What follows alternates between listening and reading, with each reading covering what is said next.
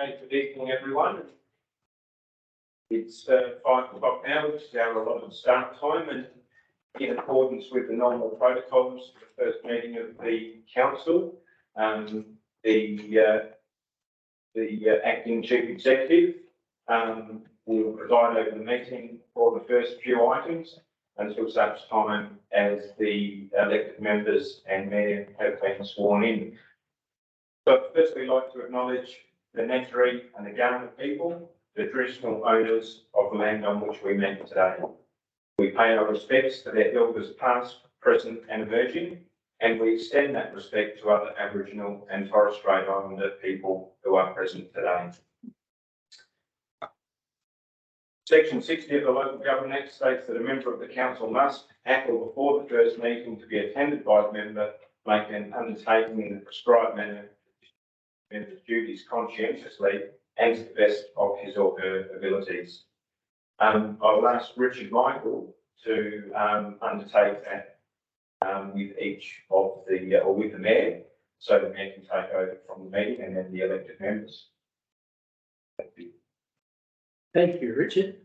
So as Richard pointed out, each elected member must take an oath of office. Now, this process begins with the mayor, so I'll get the mayor to read his oath shortly. He'll sign the document and I'll witness it as a justice of the peace.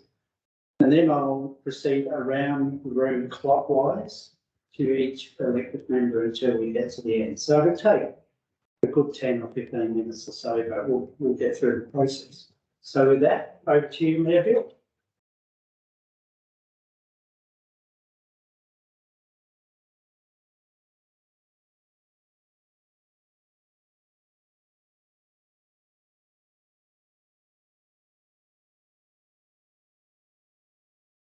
I, Bill O'Brien, having been elected or appointed to the office of a member of the Light Regional Council, undertake to faithfully and impartially fulfil my duties of public office in the public interest, to the best of my judgment and abilities and in accordance with the Local Government Act 1999.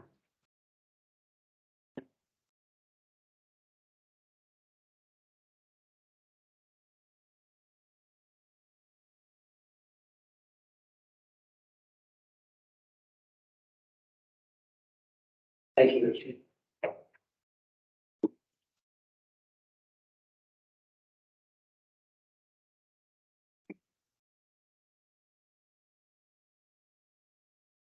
I, Annette Brockstein, having been elected or appointed to the office of a member of the Light Regional Council, undertake to faithfully and impartially fulfil the duties of office in the public interest to the best of my judgment and abilities in accordance with the Local Government Act.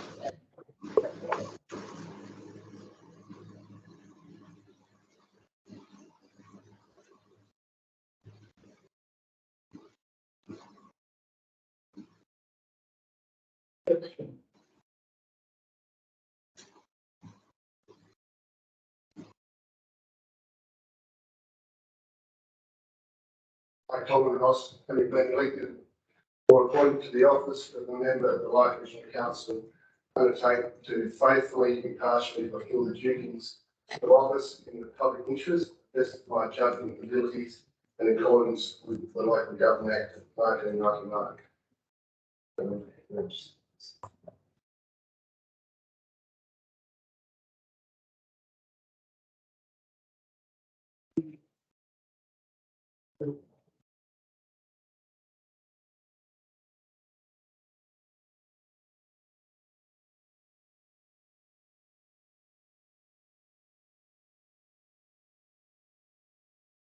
Zeller, being elected or appointed to the office of a member of the Light Regional Council, undertake to faithfully and impartially fulfil the duties of office in the public interest to the best of my judgment and abilities and in accordance with the Local Act 1999.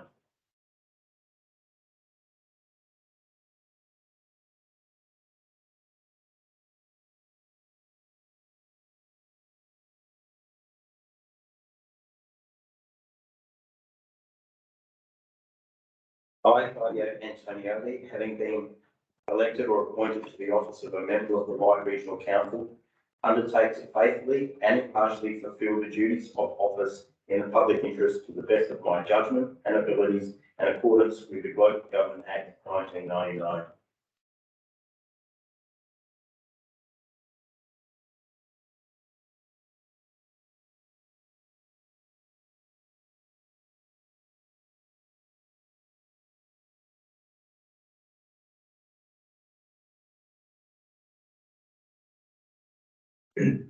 I, Peter Kennelly, having been elected or appointed to the office of a member of the Light Regional Council, undertake to faithfully and impartially fulfil the duties of office in the public interest to the best of my judgment and ability and in accordance with the Local Government Act 1999.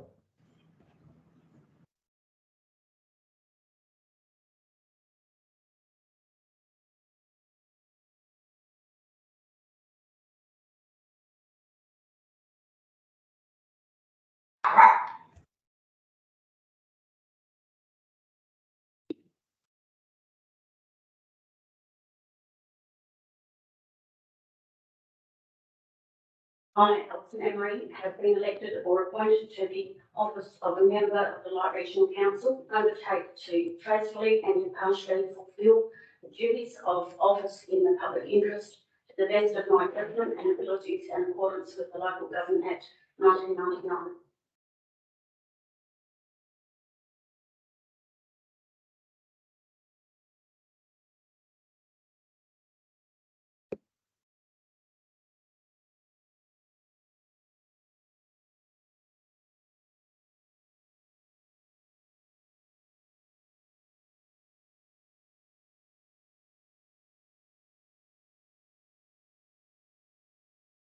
I, Dick Rolack, having been elected or appointed to the office of a member of the Light Regional Council, undertake to faithfully and impartially fulfil the duties of office in the public interest to the best of my judgment and abilities and in accordance with the Local Government Act 1999.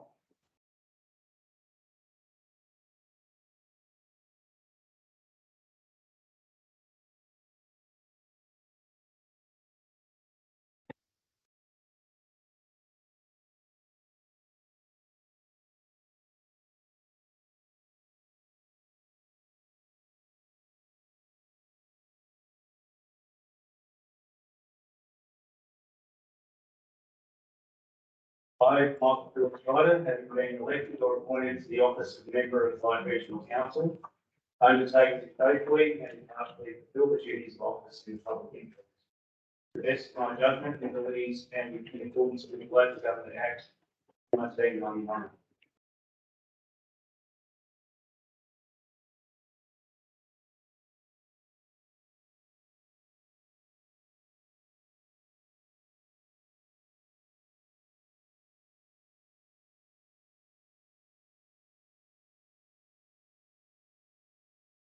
Thanks, Richard. I love the shakes of wording to make it a bit more humorous. I, Bill Place, having been elected or appointed to the office of a member of the Light Regional Council, undertake faithfully and impartially fulfil the duties of office in the public interest to the best of my judgment and abilities and in accordance with the Local Government Act 1999.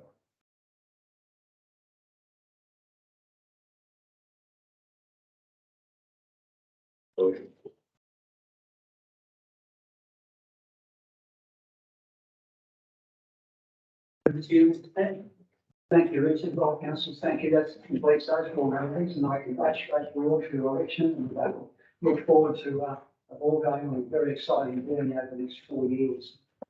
We've got lots to look forward to, and we've got a very busy agenda tonight also. So I'll begin by acknowledging all those who are present and call apologies if there are any. And elected members' point of view, for none. We have no leave of absence. We have no non-attendance. Our first recommendation is down the bottom of page 4. It's the minutes of the meeting of the ordinary council meeting held Tuesday, 25th of October, 2022, which confirms the full and correct record of that meeting. Would someone like to move that way? Thanks, councillor Dean. Would like to second that? Councillor Bill, all those in favour? Those against? That's carried. Thank you, councillors. We move on to communications, and I won't go into too much detail tonight. I sometimes do, but I think we've got a very busy night. But one thing that came up, and I got this in the mail today, but I do understand council may have received this letter also previous. This letter is from Mike Higginbotham.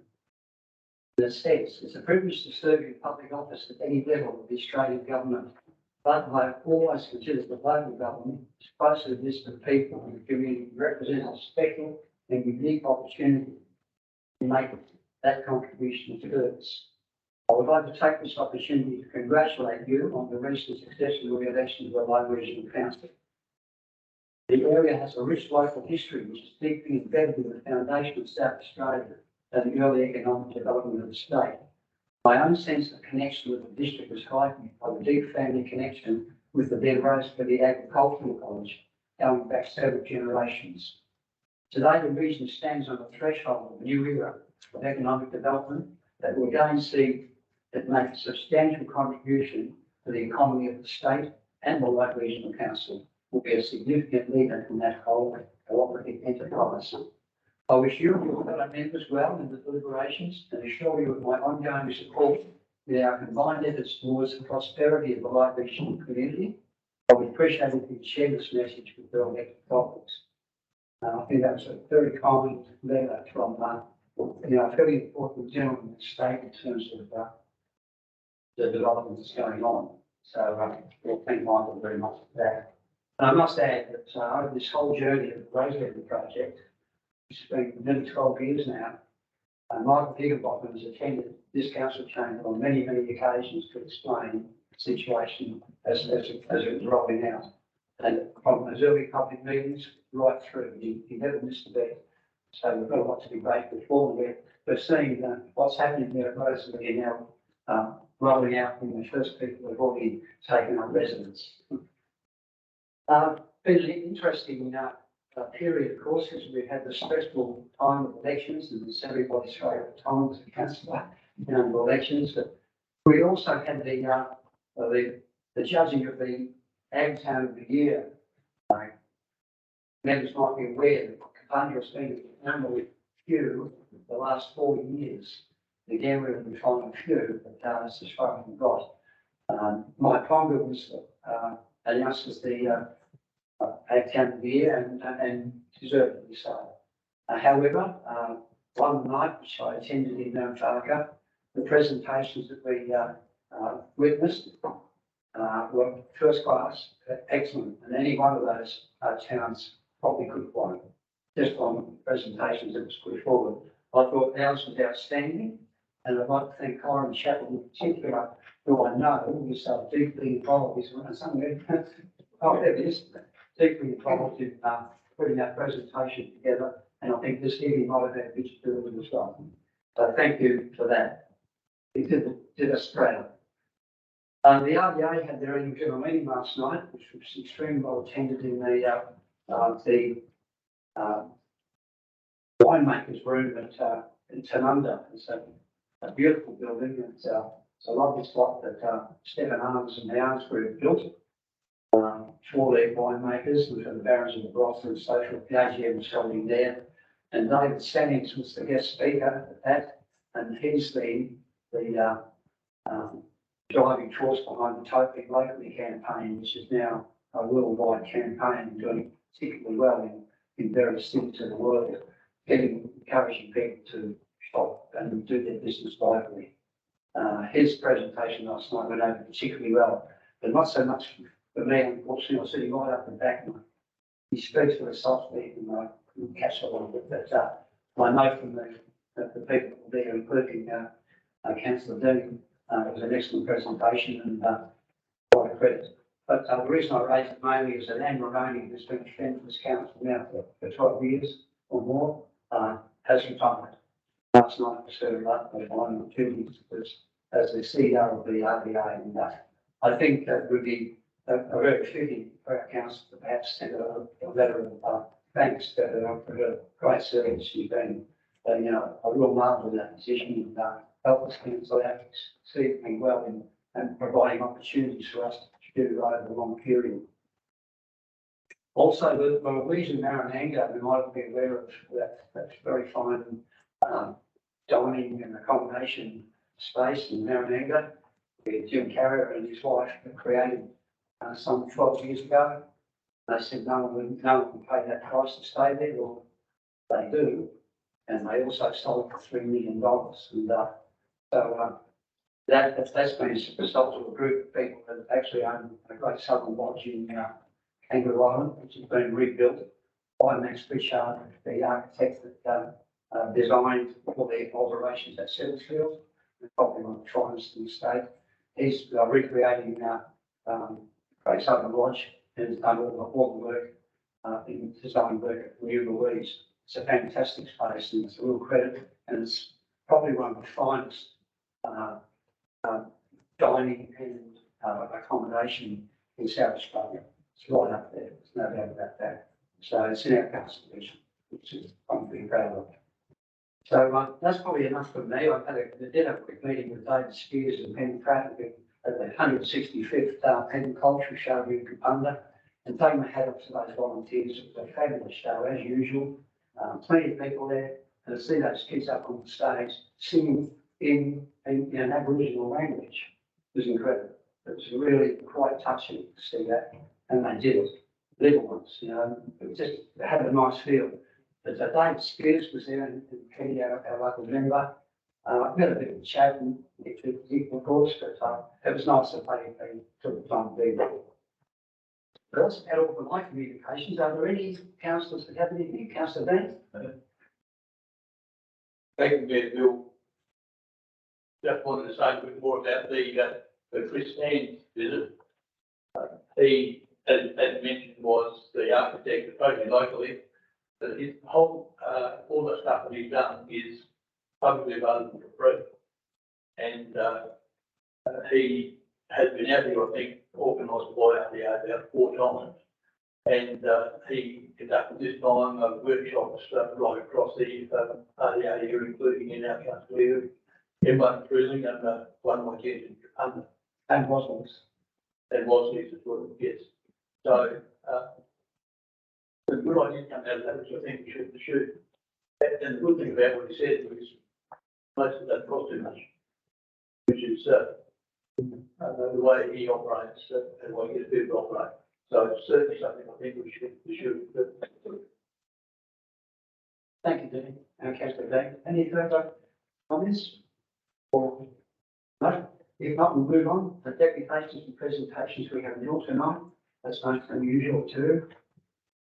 We have no petitions and we have no adjourned business at this point. We move on now to our action items. Some of the previous council members might remember this as being business arising. We'll put that one to bed and turn it into action items with a brief explanation of where matters are up to. So in order to follow this, I'll read the page number out. If any of the elected members have a question on any of the matters that are on that page, just being told there's no problem with that. So we start with page 6. There's nothing on page 6. We'll look at page 7. Page 8. Councillor Simon? Let's do the chair. Just the Holden Street project. It's a project that's been going on for, well, it's been 2 councils so far, and it's going to be the 3rd one. So I just thought maybe for the benefit of the new elected members, could we get some sort of, I don't know, short history or flat talk or some sort of thing that I think that the new elected members probably are not aware of this stuff. And actually for myself as well, to know where to stand. Yeah, I think that's a very fair request. I think we can organise that. Just a background briefing. Thanks, Nathan. Thank you, through the chair.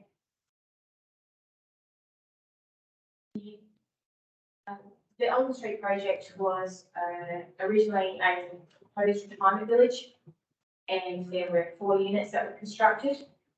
Since the retirement village idea is no longer going ahead, what we've done is the 4 units have been community titled and sold, so they are now owned privately. The remainder of the land, the White Street facing land, has been subdivided into 5 allotments, which are now all sold and within private ownership. And the area of land still on Oldham Street, which is facing Oldham Street.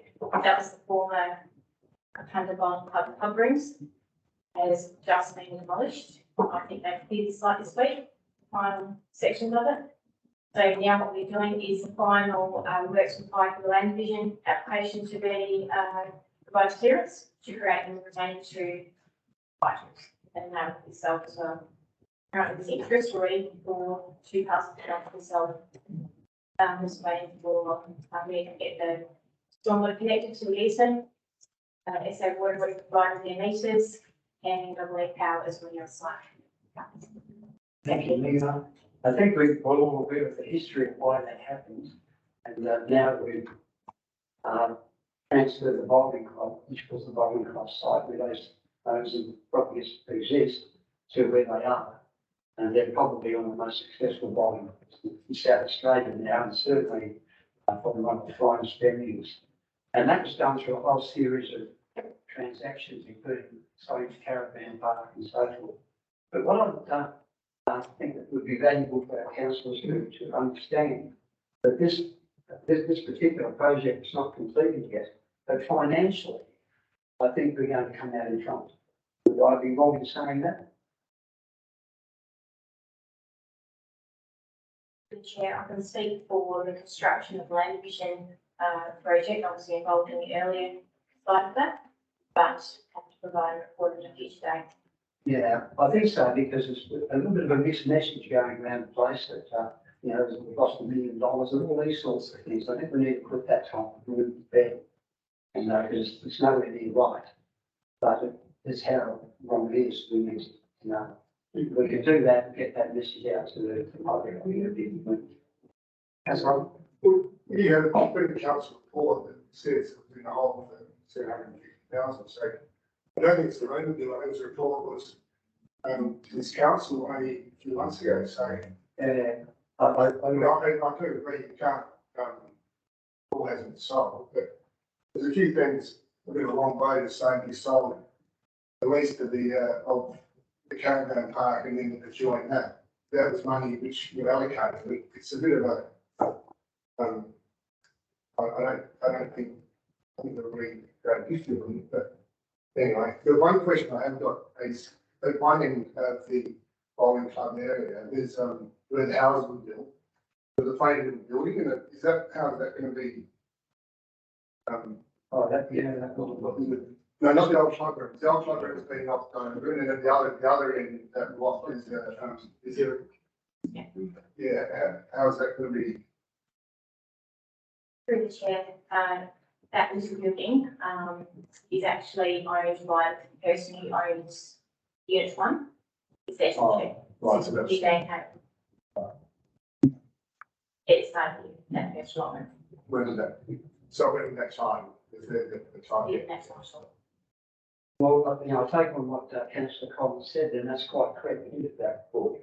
But I understand that that's not the final report. So when do we think we will have that final report so that we can put this together and so everyone can understand what the actual position is? Through the chair, once all the allotments are sold, we proceed clearance, everything is completely dusted. Right. Then I'm sure we'll be in a position to be able to reconcile the whole project and provide a further report. All right, thanks for that comment. Anything further? Page 9. On page 9.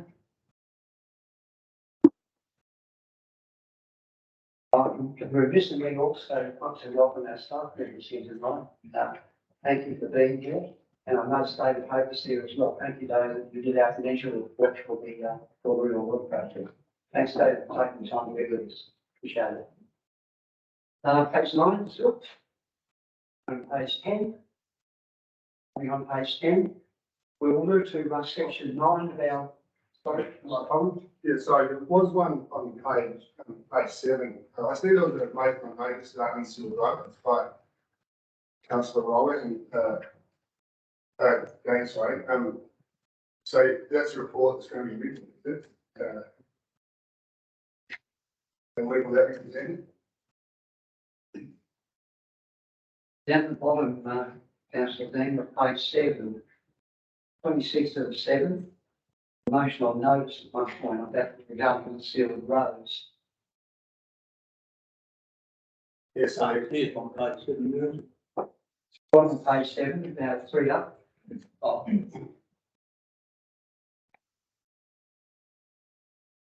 I'm sorry, I missed it. That actually, was, a report was presented actually, Councillor Goldman, and, I don't remember what meeting it was, but that was related to, that was related to, options that might be, available to us to improve the, longevity of heavily traffic roads like Bethel Road over time, and, the notice of motion arising from that was that we consider that in the infrastructure committee meeting and try to come up with some suggestions for the next budget process so that we can actually improve what currently would seem to be an unacceptable situation whereby at the start of a long dry summer, which we might be forget this year, but most years recently we have had, the road gets corrugated. We don't get rain for 4 months or so, and if you grade the corrugations but dry, they come back straight away. So, but there are some things that can be done that can help. And this issue of mine came from a meeting that I had with some senior infrastructure staff with Neil Whitehead, and he suggested an approach used to be done, and I think that was actually tried, if I remember correctly, on Bethel Road, and the contact me just recently saying that it hasn't stood up much work together. So it's something that one of the many road issues I think we need to address, and that one is one that's currently in the bottom. Thank you, Councillor Dean. Thanks, Councillor Collins. So that report that's to be presented in February 23 is on, that's the report on that motion, isn't it? Is that what's Yeah. So is that talking about all roads or just some roads, like all unsealed roads, or just, you're just talking about a few, like Bethel Road and, That particular one from memory is related to those heavily trafficked roads in that situation, but there are some other things in the pipeline, I believe, related to a review of the plan, on ground review of the plan, which is going to provide some useful information. But I saw that as really only the first day in some other things that we need to do with roads that will improve the quality of longevity of them. Yeah, I think the issue with Tom was just that, wasn't it? It was to get it on the agenda, to get something out there. So have that look at some of these roads. Yes, maybe. Thank you for that. Anything further? We'll go back to page 10. Anything on page 10? Nothing on page 10, so we get into our meeting section now, section 9, recommendations from committees. The first being the Audit and Risk Committee meeting. The recommendation is that the agenda reports and minutes of the meeting of the Light Regional Council Audit and Risk Committee meeting held Tuesday, the 8th of November 2022 be received. Someone want to move that by? Councillor Simon, thank you. And Councillor Peter. All those in favour? Those against that? Any matters you'd like to have withdrawn, councillors? Or if not, have them withdrawn questions? Councillor Simon? Good Chair, I've got a question. It's not on these 5 minutes that we have here, but there was a report for information, it's on the page 56 of the chamber. And he was talking about business enterprise program. And I wondered, and I think the question was asked during the audit committee, but I think it could be asked again. And that would be, is the implementation of that business enterprise program, is that on time and on budget? And if it isn't, how much time are we talking and how much extra money are we talking?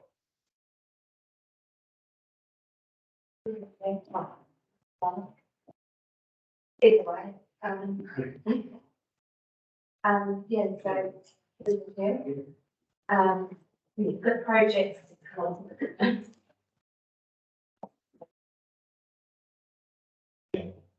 the project was originally planned to go live for the financial component of the project, financial system, 17th of September.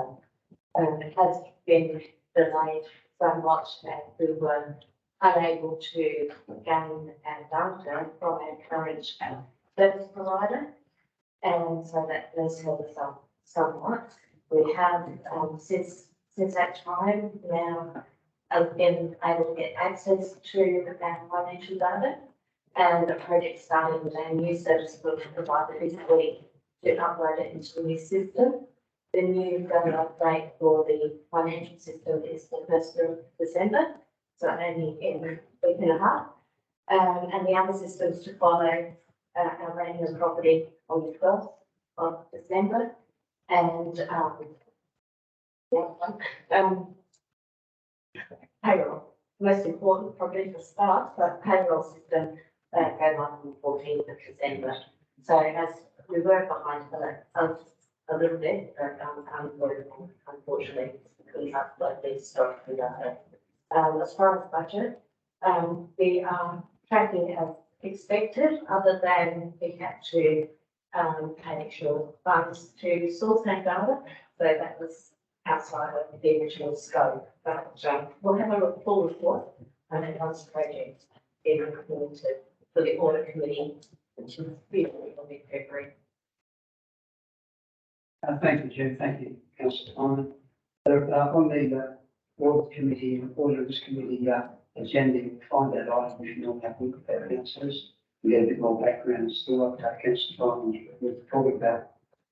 Any further, councillors? No questions there? Well, I'll put the recommendation on it.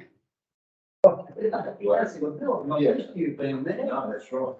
Look, I got into the details and I want to congratulate Nigel and the financial team on the voting through. He's done sense.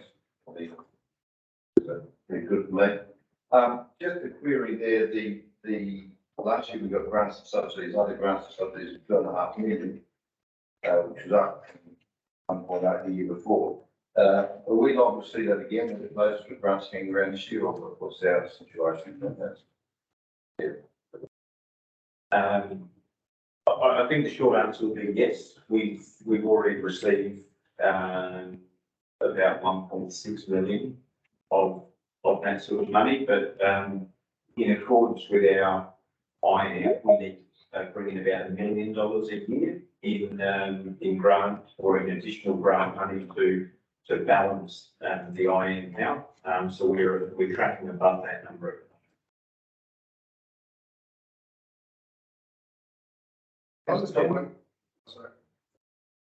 Sorry, Councillor Bill. The only thing I just to continue on that, and I congratulate the council because we do get a lot of grant money. It's really big stuff.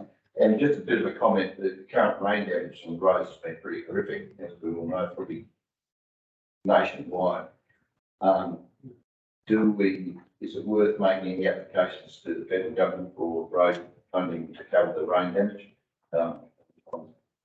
I just feel we ought to make an approach because it's pretty topical at the moment. So is there any noise about better grants at the moment? That's an excellent question, Councillor Bill. I think perhaps we might need to do that through the Local Government Association and do it as a block, as a block of councillors, 68 councillors in the state, to get up just one giant application to find out that way, rather than have them 68 individual councillors all having to go. But I think we do need some assistance, there's no doubt, because it's like anything, we've all seen it. We're seeing it every day, and it's probably going to get worse before it gets better.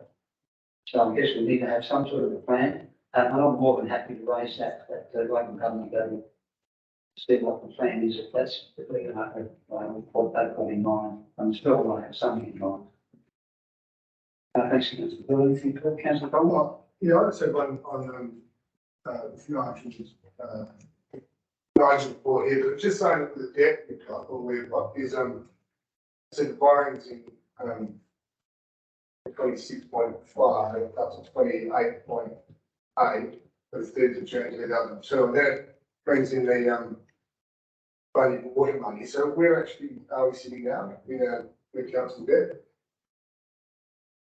Is that what that 21 years ago? I might propose something to Dr. Nigel, please. You'll have that answer. Thanks, Nigel. Through you, Chair Bill, it's probably very pleasing to report that as of tonight, we have $1.4 million invested and the 40-odd million of cash in advance ventures are entirely clear as a consequence of the takeout of the water scheme.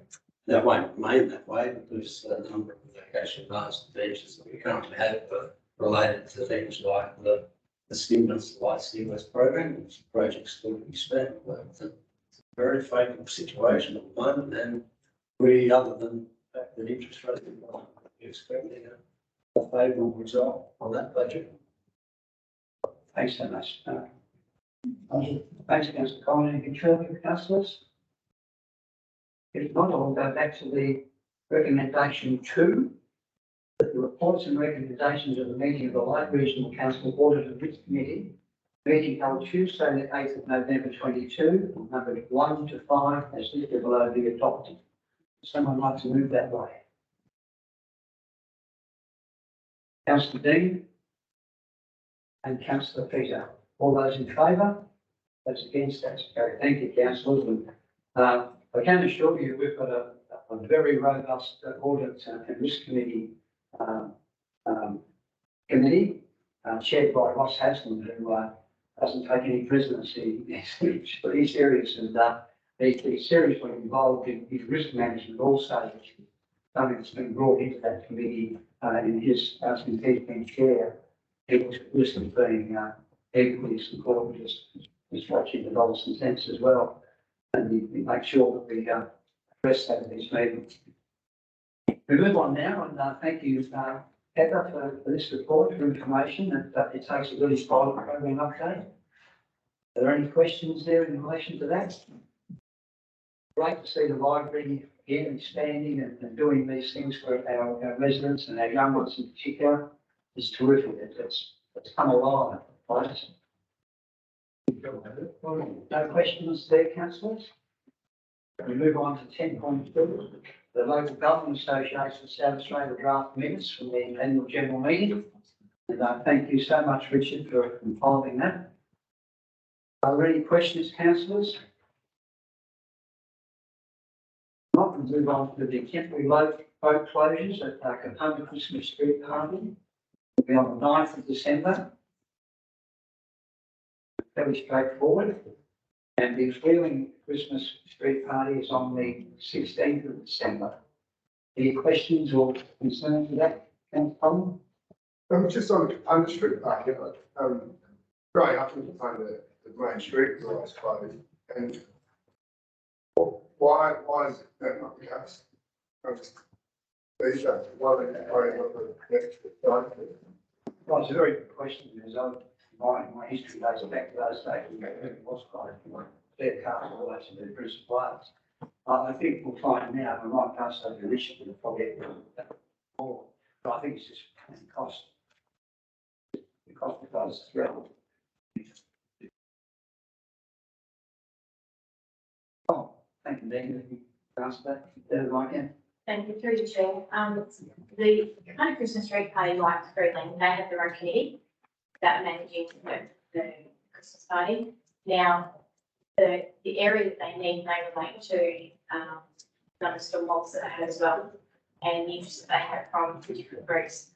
Grace Street though is, when we did the Town Square project, Grace Street was actually one of the roads that we identified that could be closed up to incorporate the Town Square as part of any festivities or any events. So I mentioned that the committee wanted to use Grace Street as part of what they had. Plus, it's also a council owned road, not a deed road, by separate rules. Thanks, thank you, Megan.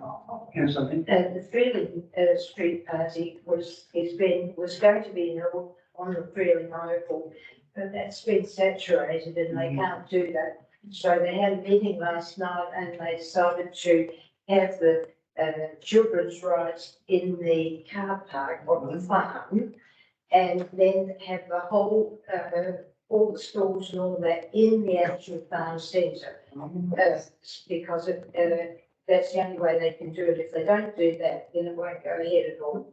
What if they don't do that? Yeah, that's what they decided last night. Well, they've got insurance against weather and everything. Councillor Dean? If you further to, Councillor Collins' question, I understand that, the focus of the, street party that, last time, and this is the town square, which we didn't have earlier. And that might be another factor why they don't consider it necessary to close the main street. But I heard someone the other day say that that was worked particularly well when they use that. So hopefully that will be. Thanks, Councillor Dean. Anything further? Yeah, I'd just like to say that I think, there has been a few shop owners that have, brought it to my attention that Carwell Street is not closed, so no. And they did say it was cost, some of the committee told me it was $7,000, which seems excessive to buy the road off. And it seems very bureaucratic, but, not on our council's behalf, but on behalf of transport too. But they're going to have signage, which is, it seems silly, you're gonna have someone there to make sure they go through one of those sort of things. But if the company, way the council employees can ban the thing, or. Well, I think that's happened. You must take one then? Council employees, with traffic management, council employees have only got so many. We don't have enough staff that would be willing to work on weekends or outside of hours. That would then cost overtime as well. So if that would be a council employee or a council contribution, that would have to then be a resolution of the council to cover all those costs. But we couldn't find council employees who volunteer their night to do it. If they've got the relevant,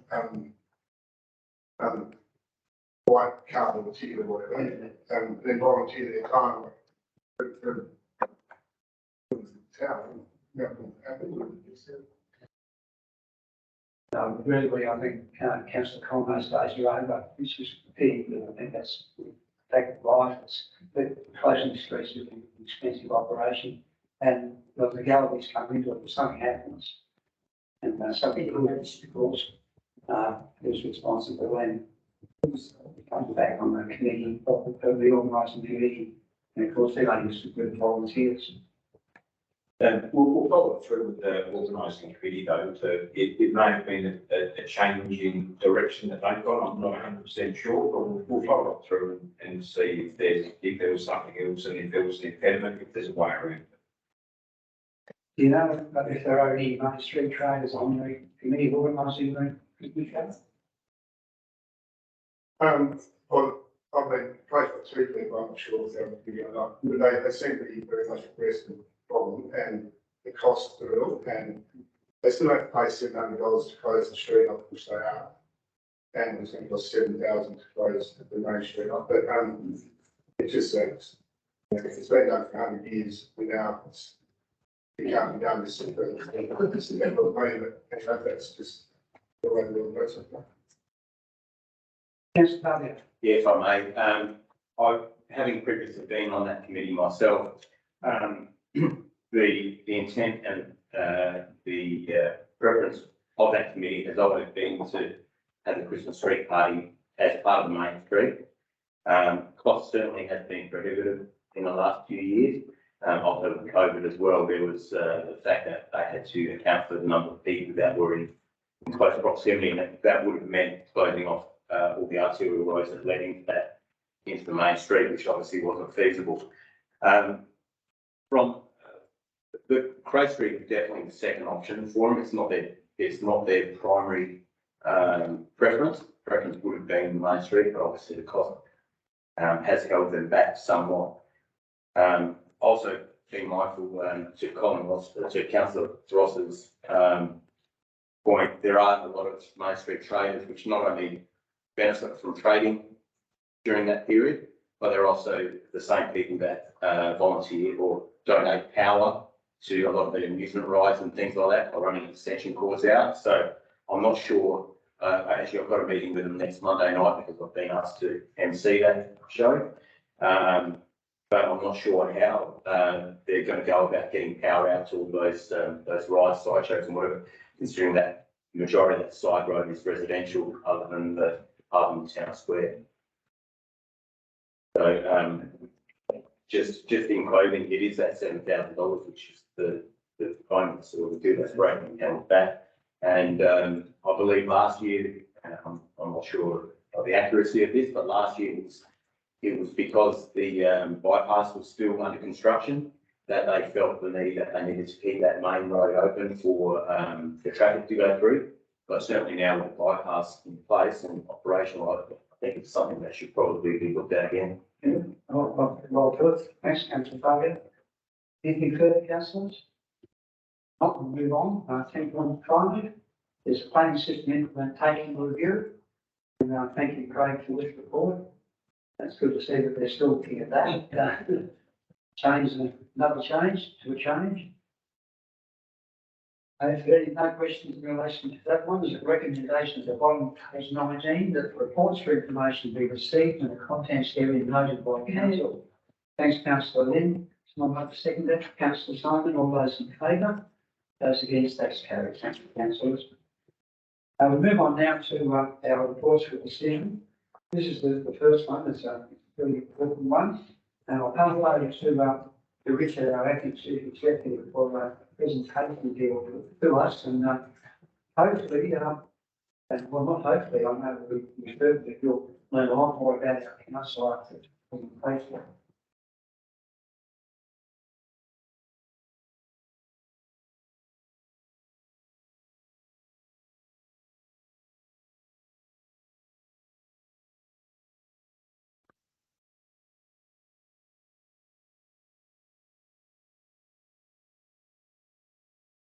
Thank you, Mayor Bill.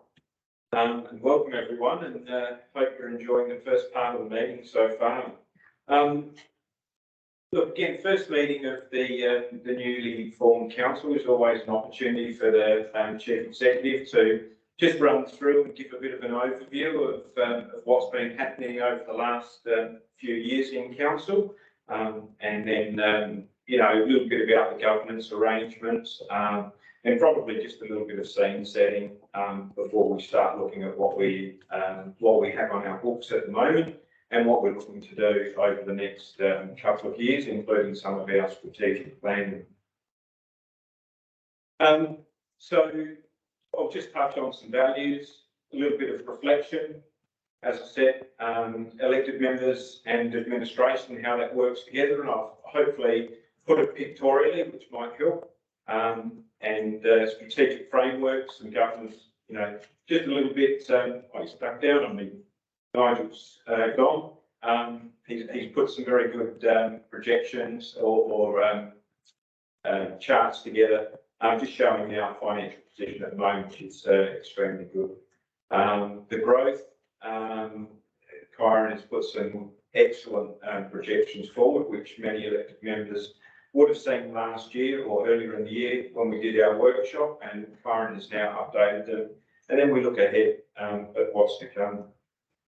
So our values, I think this is probably the key thing that just underpins everything that we do here, which is the top one, you know, it's the respect, the honesty, the integrity. I touched on it last Thursday night. You know, we want to be leaders, you know, not only the elected members, the managers who are all here tonight, the general managers. We represent council and we need to represent it, thinking about those, those respect, honesty, integrity. It's the community, the financial viability. I think that's all been demonstrated so far and we will continue to do that. And of course, doing all that in the environmentally sustainable way and getting the best that we can for ourselves. Respecting the past, partnering with our community and sustainably creating our future. They are the words that we will see time and time again on different documents until such time as you go through a strategic planning review and choose a different direction. But right at this time, that is where we will head with them all. The rearview mirror, I think it's always, it's good to put this up. Let's not look back too much. Sometimes it's good, sometimes it's not. We want to keep our eyes firmly focused on the road ahead. That is where we'll make the most changes. But behind us, we can't ignore some of the success we've had, and we know that Bunyip One has really set our council up, in my view, for many generations to come. I think Nigel touched on it at the moment. Where we're at with our borrowings, which just puts us in a really good position. There are things we want to leave behind. I'm not going to go into them, but there are things that will get left. We know where we've made those errors or misjudgments, or the things didn't quite work out. We learn from those mistakes, but we keep our eyes, up, looking at the horizon of where we need to go. Just the next few slides, just some information about what our different businesses have been doing over the last 4 years. So our business and finance, they produce those annual business plans every year. Looked at adapting to COVID, the WHS and HR frameworks, which are very much different than what they were 4 years ago. There are dedicated people in place now, to assist and drive that. The IT transformations led by Lara and her team. Again, Councillor Simon touched on, where we're at with it. It is probably, in an administrative sense, one of the biggest challenges and projects this council has taken on, and I suspect will be one of the biggest ones it takes on for quite some time. When it all comes together, it will be transforming in terms of where we're at. Emergency management frameworks, there's a lot of work that actually underpins our council, and I do say this, we are not a first responder, or we don't work within that area. We work within an emergency management framework, that starts right at the state level and comes right through to various agencies, right down to the local government association. And of course, the risk management framework review, strategic risk, etc. And we've heard about that through the audit committee. Our governance group, obviously been very busy with the local government elections. That's not just something that happens during the caretaker period, that starts well out. Again, annual insurance risk management programs, they're right into it. The last one, you can't really get into Richard Michael's office because of FOI's ombudsman and all the other bits and pieces. He's got lots and lots of files in there that he has to review. It is a time-consuming job, and I think Richard does that, fantastically. Delegations, local government reform, and of course, earlier in the year when we ran the new software that runs our council meetings. Strategy and development, which is Craig Doyle's team. Again, the amount of work that's gone into Roseworthy, the strategic plan that does get reviewed twice effectively during the life of each council. The boundary reform, the letters, memos and reports that you would have seen on that are extensive. Strategic planning, environmental copper recovery at the mine site. Again, the work that's gone into some of those GM foods, etc. And of course, the bylaw review just recently been done. Economic development, not just economic development, but some of the special projects that council gets involved in. Kyron and his team have done that beautifully. Town Square, Farm Centre, I mean, again, you know, the accolades that come with that place, you know, just continue. Drones Encounter project across the road, a lot of the land has been put together and who, you know, can't forget Bunyip Water, we'll keep hearing about. Material for, you know, investing and attracting new people to our area or new businesses to our area. The light country and of course the street light project moving, not only new LED lights, but converting our existing lights to LED. The I&E department, couple of hero projects there that Councillor Fabio touched on. The bypass is now complete of Kapunda, or maybe not a bypass, but a freight route. Purchase of the Don Hillwick Conservation Reserve, for people who aren't aware, it was effectively gifted to council at a very modest amount compared with what else or the other prices you would pay for land within the Seppeltsfield area. And the person, Don Hillwick, who largely has preserved that area, has just done an amazing job. And again, I think, you know, people right across our region sing the praises of Don for the work that he did there. Freeland Skate Park, and of course, you know, lots of capital works programs that sort of sit within our 4-year plan. Lots and lots of things there. In terms of the elected members and administration and how those two groups come together, I thought this might really help us get a bit of a feel for what that interaction looks like. And we start at the very top with the statutory, or a lot of that is the state government legislation.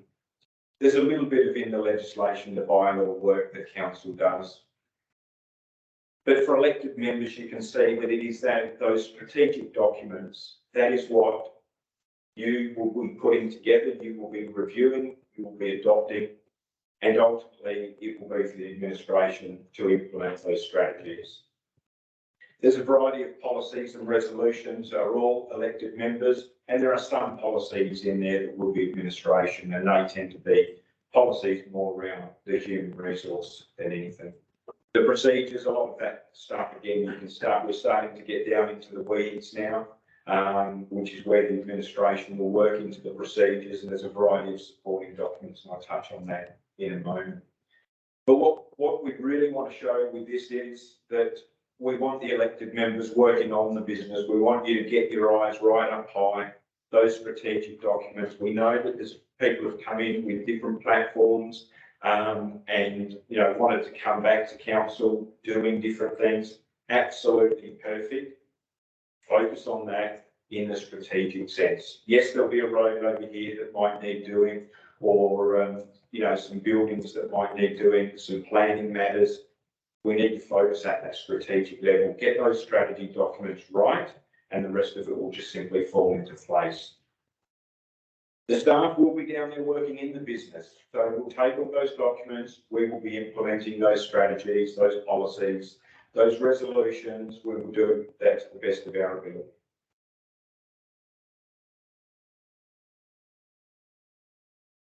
That then sits within the overall, this really is around the state framework, where we've got the state strategic planning, state planning policies, infrastructure plans for the state, RDA plans for our area, and then there's a variety of regional plans that the council will fit within. Our own framework, they're all the documents easily accessible either through the extranet or straight off of council's website. You've got your strategic plan there, which I'll touch on afterwards in terms of a more comprehensive review of that document. The annual business plan, which is the one that goes out every year with our 10-year long-term financial plan. The recently adopted sustainability strategy and action plan, the asset management plan that was adopted last year, and of course, long-term financial plan, which really now just sits in amongst the annual business plan. But they are all the documents right at this point in time that our staff are looking at, and we are implementing all of the actions within those. Going down a little bit further into, again, the strategic framework, we've got the, the variety of strategic management plans that sit at the top for the elected members, again, working on the business, working in the business. There are a variety of documents internally that we have, and that, as a rule, wouldn't necessarily get shared with the elected body, but they certainly sit there for us to be able to implement and do our work as we need to. The broader governance arrangements, mayor, non-elected members, and of course we have a variety of independent members as well that will sit on the various committees.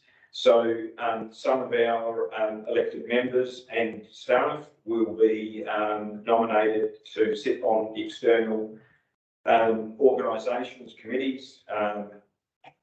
Simon Sheriff is council's representative on the Stormwater Management Authority, and of course currently Councillor Bill sits as the GRFMA member, and there'll be some other staff and elected members that will do the same. The policy committees, I've got there the two committees, infrastructure and sustainability, and strategy and economic development, in italics, because obviously that hasn't been bedded down as yet, and I'll get to that in a moment. The compliance committees that we've got down there, as I said the other night, the CAP is a bit separate, and I would expect a further report relating to the CAP to come back to council very early in the new year. The GAP we'll deal with tonight, and audit and risk as well. All right, so again, I think this was all straight. These are straight from the other night, and what I've shared with Councillor Michael online on last Friday. So I won't sort of dwell on them too much, but again, this is really just for your information, so you can sort of see where we're looking to land. The transitional council structure is the one that I've sort of put into the governance arrangement, so to speak, and the one that I believe is going to best suit the elected body when we bring a report back for the 13th of December and look to populate those the positions on those committees. Again, with that, focusing on the Tuesday council or committee day, being the effectively the 2nd and 4th Tuesday of the month. In terms of potential structures, I think that will be something for the future, but if we allow the others to go through, if they work, fantastic. If there looks like there's adjustment, that can be dealt with in the future. Moving over to the financials. Now, this doesn't look like it means a great deal at the moment, but this is our operating surplus as a percentage of the revenue. We're going to adjust some of these a little bit. It looks volatile when you see graphs that go up and down quite steeply. It gives the impression that it's volatile. When you actually look at it, you can see the movement in the dollars is actually, in the percentages, is actually quite small. So in going forward, we are forecasting a deficit for 22-23, but again, for those existing elected members would be aware that Bunyip 2 and the borrowing and the timing of that project actually greatly influences whether that will or won't be the case. Operating surplus ratios, we want to get them between 0 and 10%, so we're certainly well within that parameter there. That was the percentage. This is the same slide, it's just on a dollar basis. And again, I think what's really important to talk about with these is that the timing of some of those grants where we're seeing money coming to council in advance can actually influence the actual surpluses that we get. So while it might sort of show there in the $1.4 million range, the reality is the surpluses are probably closer to half of that again. The net financial liabilities ratio, again, one of the mandatory KPIs, absolute improvement because of Bunyip. We heard what Nigel said about before in terms of where we're at and having a little bit of money in the bank. Negative ratios indicate a capacity for financial opportunity, which means we could be doing more with our money. And again, without going into it, but from a sector point of view, it talks about ratios between 0 and 100%, which seems to be a very large range in terms of the amount of money that we could borrow. One thing that's really important to be aware of, and that is that this is a ratio that the Grants Commission will use, will look at, and will judge us on. If you don't borrow enough money, if you're not doing enough with your money or with your ability, there is a risk that the Grants Commission will actually take some of the other financial assistance grants away from you. So it might be well and good to go, you know, we've got money in the bank, we're not going to borrow money, we're going to try and save for everything we can as we go. But there may be some penalties that actually come with that in terms of not getting our full allocation or our current allocation of grant funding. Grants and subsidies, again, just a bit of a snapshot. That is, you know, based on around some assumptions and some reasonably predictable forecasts that we have got at the moment. Lots of money going into capital. Again, we need to use or read some of these charts with some level of caution. The blue one talks about renewal or replacement of assets, but there's a little bit of overlap in there in terms of new and upgrade as well. So it isn't just, you know, a lot 1 year on one category and the other. It may be things like it says there, you know, we seal Gerald Roberts Road and we use grant money to seal the road, but we actually use asset renewal as council's contribution to it. What that would show is that we didn't renew Gerald Roberts Road with the money that we had. It will show that we upgraded the road. So it sort of sits in different financial areas. So again, sometimes we need to just you know, take a different lens as we read some of these charts through. Borrowings, again, you can see the big impact of the takeout of the Bunyip One, and as Nigel said, we are sitting in a very good position at the moment. But again, what can quite often happen is we've got 2 projects on our books where we've received about $1.6 million in grant funding money. That money tends to find its way into your bank account prior to you getting the letter to say you've got the money. And of course, those works are at this point most likely not going to be delivered until sort of maybe March, April, or that's when the bulk of the money will get expended. But of course, we'll set that money in our bank account right now, you know, for until such time as the project is delivered. Good from our point of view, but when we get to sort of the end of financial year, the position may look quite a bit different because some of those projects are high value projects.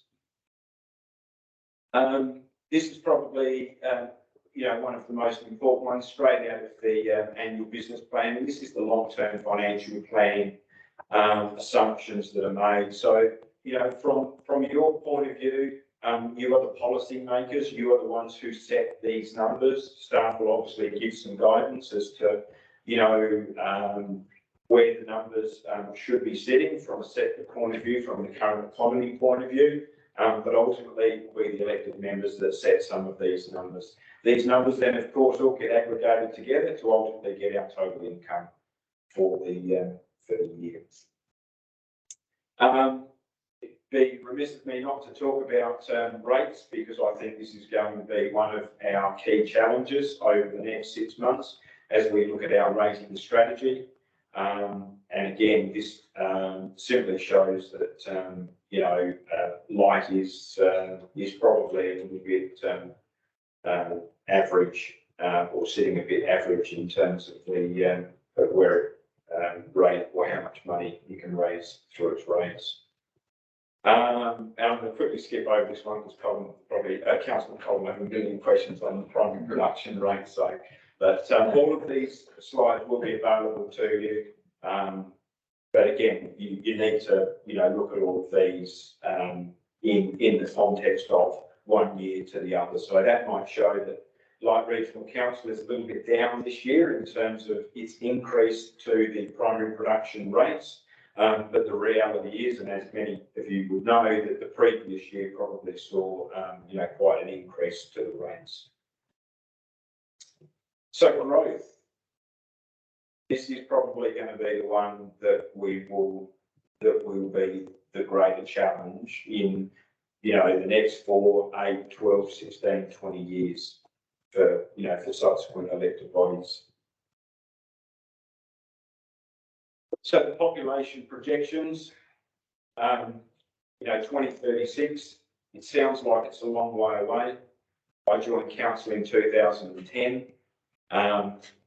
So 2034 would be just around the corner almost, the way the pace moves within this organisation. So, effectively a doubling of our population within that time frame will be absolutely achievable. And, what that will do for us, what that does for our service levels, we know some of this is going to occur, in the more southern areas, but it's, it just makes Light Regional Council look, operate and feel quite different to what it currently does.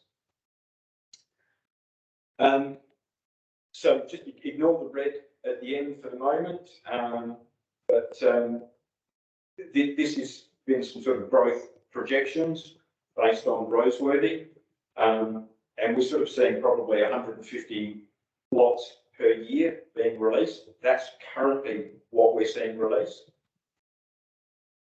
The projections that we are gleaning from the industry is that that's more likely to hit 350 lots per year. So there's a significant amount of work that we would need to do as staff to be able to get those 300, in the statutory sense, to be able to get those 350 lots to the market, and obviously oversee the work and construction that would need to be done. And again, this is all within, our long-term vision, in my view. So Roseworthy will look very, very different than what it currently does. We will have a huge southern population in the not too distant future. And then that will peter off, obviously, in later parts down to 150. Again, I don't go into too much level of detail with this, but it does just show the different distributions of people that may well occur within our broader council area. Again, a lot more population to the southern areas. But the road ahead, that's where we want to head. So I'll touch on the people, some foundation projects. I call them foundation projects. These are the ones I think you need to really be focused on. These are going to be the ones that really shape the structure of us going forward. And then we'll just go on to some departmental projects that are currently being delivered. So there's the structure, and all of those people are currently sitting in here, and there's quite a number of the managers who are here. People would have seen Nigel Graves tonight, who's the finance manager, Lara Matters, the information services manager. Kimberly's not here. Simon Sheriff, manager strategic projects. Our tourism development manager, this evening. Govind, our manager engineering and assets, and Jason Norman, our operations managers, are not here. And Lisa Sapio, manager development, is not here, but Pepper Micken, our library services manager, is. So again, I encourage people to touch base with them, particularly as you see that some of the next bits and pieces come up. Foundation projects, these are the things that I think are going to take our time, or consume our time, I should say, over the next number of months. Boundary reform, we can say that Gorma's leadership structure is such that that is still on the agenda for that council. That will impact us.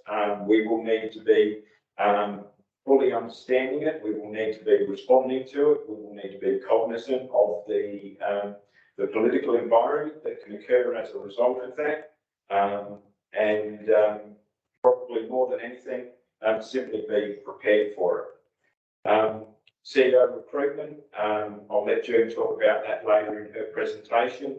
The strategic plan review, you know, our view on this is that this should be a comprehensive, you know, change or update or relook at it. And we would like to think that that will be one of the actions that occurs very early in within the council. Again, more to be done. Roseworthy Township growth, again, I think those reports and charts show what that's going to mean. The rating strategy, again, I think in terms of, you know, if you've got this significant growth to the south, how do you balance the challenges of the rate revenue that will come to you and the service levels and all of that. There will be a comprehensive policy review more broadly. And again, you know, we do quite often see some policy documents coming to council in a, I won't say an ad hoc way, but in probably a timed way when they're due. I think there'll be a little bit more work done around that. And of course, all of that is about matching services to our growth, matching the services to our growth, matching the services to what we currently want to do. You know, a lot of the complaints that we get, a lot of the feedback we get is around our service level. What should that be? What can we afford to fund? There's no silver bullet with that one, and there's quite a lot. There's quite a lot for us to discuss and think about. Future workshops is probably where those sorts of things will get done. So future workshops, the 23-24 annual business plan budget, there's always workshops around that. There will be a strategic workshop in February. I think, or hopefully everyone has that in their diary at the moment. We haven't got our agenda for that as yet, but we will be starting to build on that very soon. Rating strategy, strategic plan review, and other as required. There's every chance that a number of those items will all be workshopped together. So it won't be that there's whatever that is, 4 or 5 different workshops. We will try and, you know, make sure we're as efficient with everyone's time as we can be. And that leads us to the work that we're actually doing as an organisation over the next 4 years. So again, I've touched on those things. You know, you can't ignore the workforce planning. You know, I come back, I think, to that one, matching services to growth. It can't be done without properly thinking about what workforce we need to deliver those services for the future. The enterprise program, that is still, it is ongoing, and there is a significant amount of work being done behind the scenes to make sure that that's a success. When it is a success, I think we're going to see the benefits to our administration and ultimately to our customers.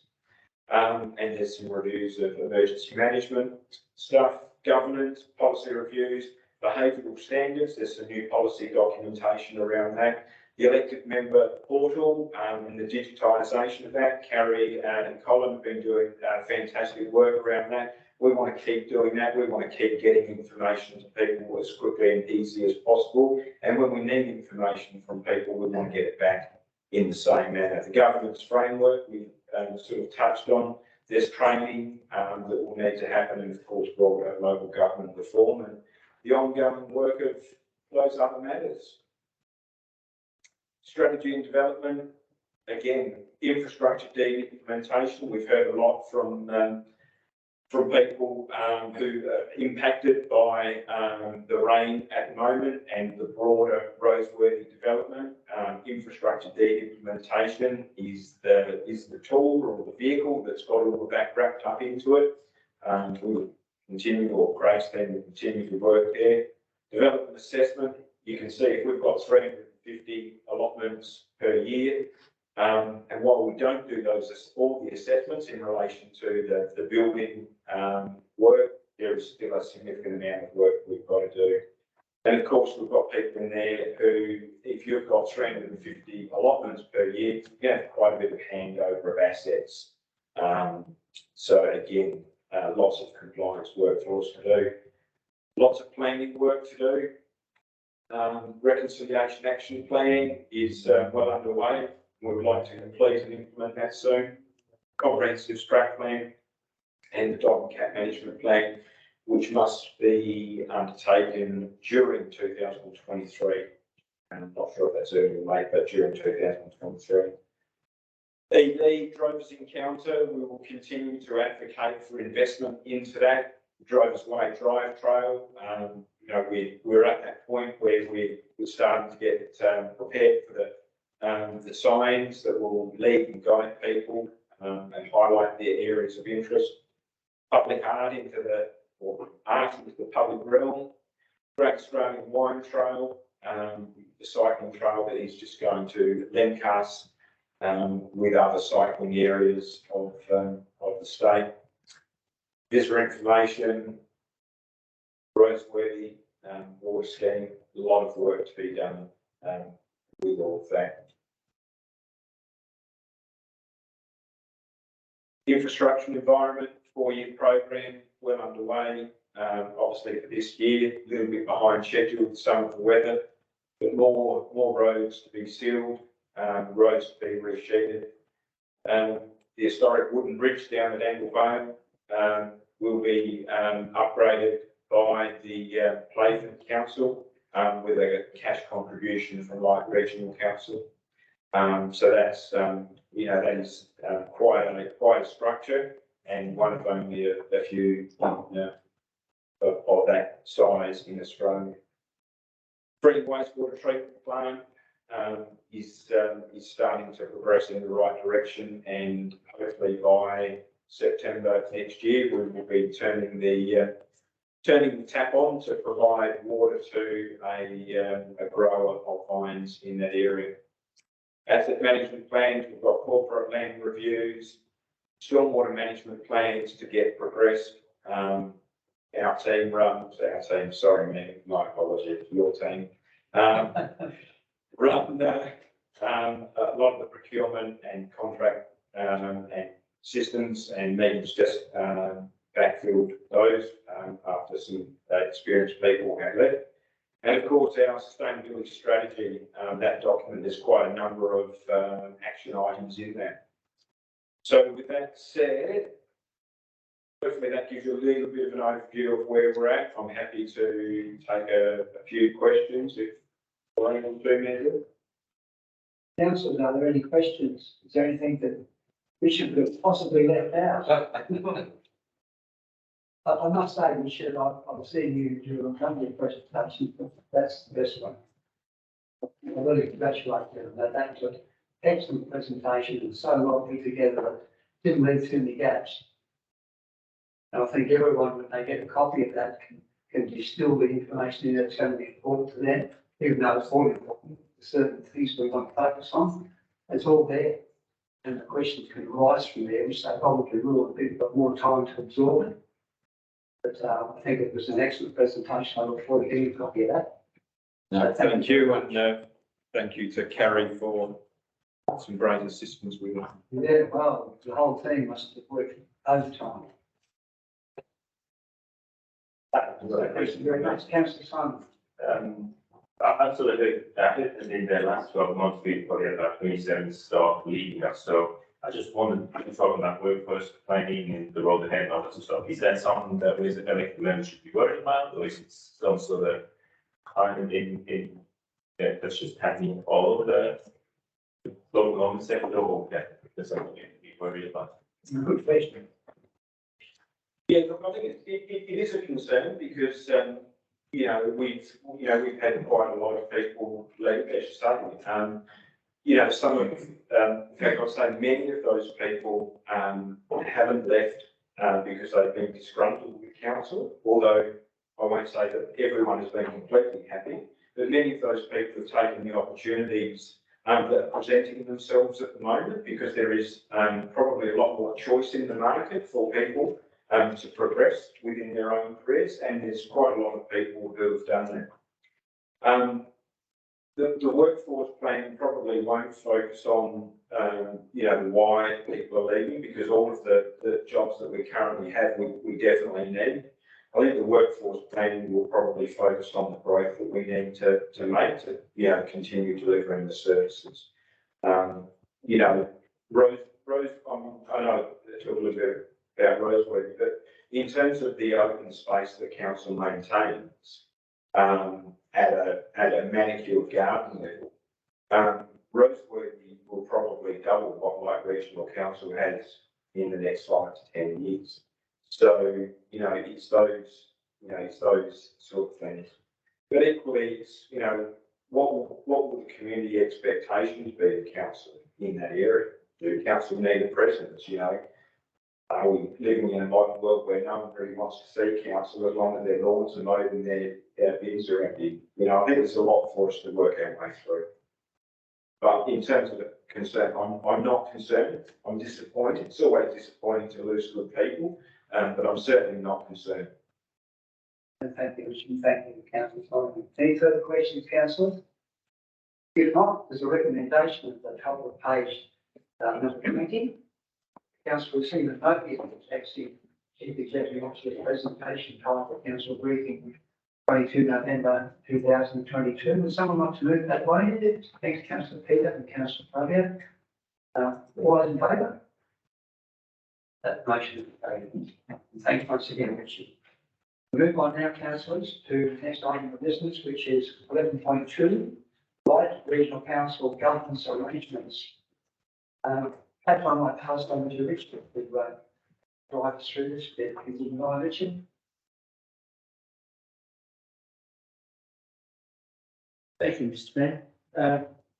Pretty much as written, with 3 key issues here that I see in the governance arrangements of the council. The first is the appointment of a deputy mayor, and traditionally the council has always had a deputy mayor to act on the mayor's behalf should that officer elected member not be available. And quite plainly that has happened on a few occasions, particularly in the last term. Second thing I wish to touch on there is the representative nature of some of our elected members' roles. So just a bit about the LGA sector representation and the LGFA representation, the local regional group, which is the Legis group, the former central local government region of the state. So that's made up of the 15 member councils of this lower, mid, upper north and York Peninsula region. And finally, I wish to focus on, well, the purpose of this report is to focus on our actual meeting days, times, locations, and we then move on to the 2 committees that Richard talked about in his presentation. Appointment of elected members to audit and risk, particularly, and also to the Gawler Roof Floodplain Management Authority. So I don't know if there's too much more I can say there, Mr. Mayor, and I think Richard was going to guide the elected membership on those areas which might necessitate a vote if there's no interest from the floor. So perhaps over to you, Richard. Thank you so much, Richard. I guess the first thing we need to resolve, of course, is that does the council wish to have a deputy mayor? think that's a fairly obvious decision. However, it's going to council before. I'll put that, was any speak for or against? No speak for. You okay, no? I take it that by consensus, we will elect a deputy mayor. Yeah, I've just got one question. So, which you said the deputy mayor's only role is to, fill in for the mayor if he's absent. But that's not quite true. Don't they also go to, do you have a pre-meeting before a meeting, and the deputy mayor would be present at that at every time? So, The deputy mayor's invited for that. Yes. Yeah, it's through you, Mr. Through you, Mr. Mayor. Yeah, to Councillor Cullen, yeah, my briefing that I just gave is really the statutory words, if you would. Administratively, in this council, of course, the deputy mayor has other roles. So, for example, you're quite right, if there is a mayoral briefing before the council meeting, the deputy mayor has traditionally been invited to attend that as well. In the case of the former council, the deputy mayor is also the chair of committees within the council structure, so there was sort of a doubling up of the role there. So, but my earlier comment around representation on behalf of the mayor is true. Just to what you just said, you said that the deputy mayor was chair of some committees, but I thought I read somewhere that that should be the case. So how does that work? So through you, Mr. Mayor, the deputy mayor is elected to council as a councillor. It's then the council that makes the designation of that councillor to be the deputy mayor. So in my view, and understanding of the Act, it doesn't preclude the deputy mayor from being the chairman of committees if that's what the council wants. So traditionally in the past, Deputy Mayor Dean in his previous role was a committee chair, and there's no reason why whoever is appointed as deputy mayor, if that's what you want to do, there's no reason why that still couldn't continue in the future. Also, just to clarify, the pre-council briefing, with Mayor, Deputy Mayor, CEO and the GMs, the chairs of all committees are invited to be part of that if they wish. Not making that option up, but that's where the agenda's goes through, and any staff members may have some updates on what is in the agenda that might need to be brought to the elected body's attention. That's the purpose of that meeting prior to the council meeting. It's not a secret meeting by any stretch. It's quite crowded. But that's the whole idea, is to ensure that any further updates, council get to know about that. And all the chairs of our committees are invited to attend if they wish.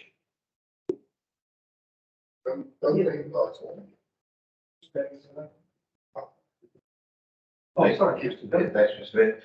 Yeah, I think it might be with commenting, the Dean might have a comment on that. Dean so grateful because he also represents you quite often, functions as a deputy, but then you can understand, I think, as an when you're ex officio, if you're not there, you can be ex officio on all the committee meetings.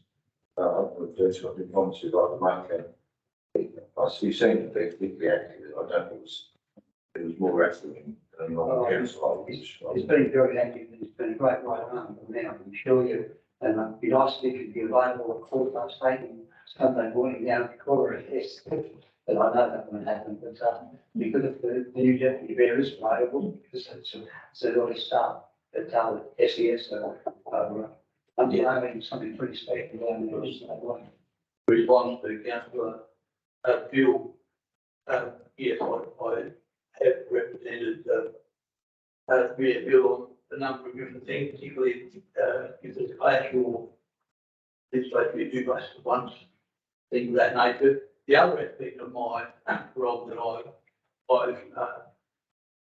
saw as valuable, that it will, is to provide advice and support from time to time. And to assist perhaps with suggestions during meetings on occasions in terms of running a meeting, that kind of thing, which but if times will.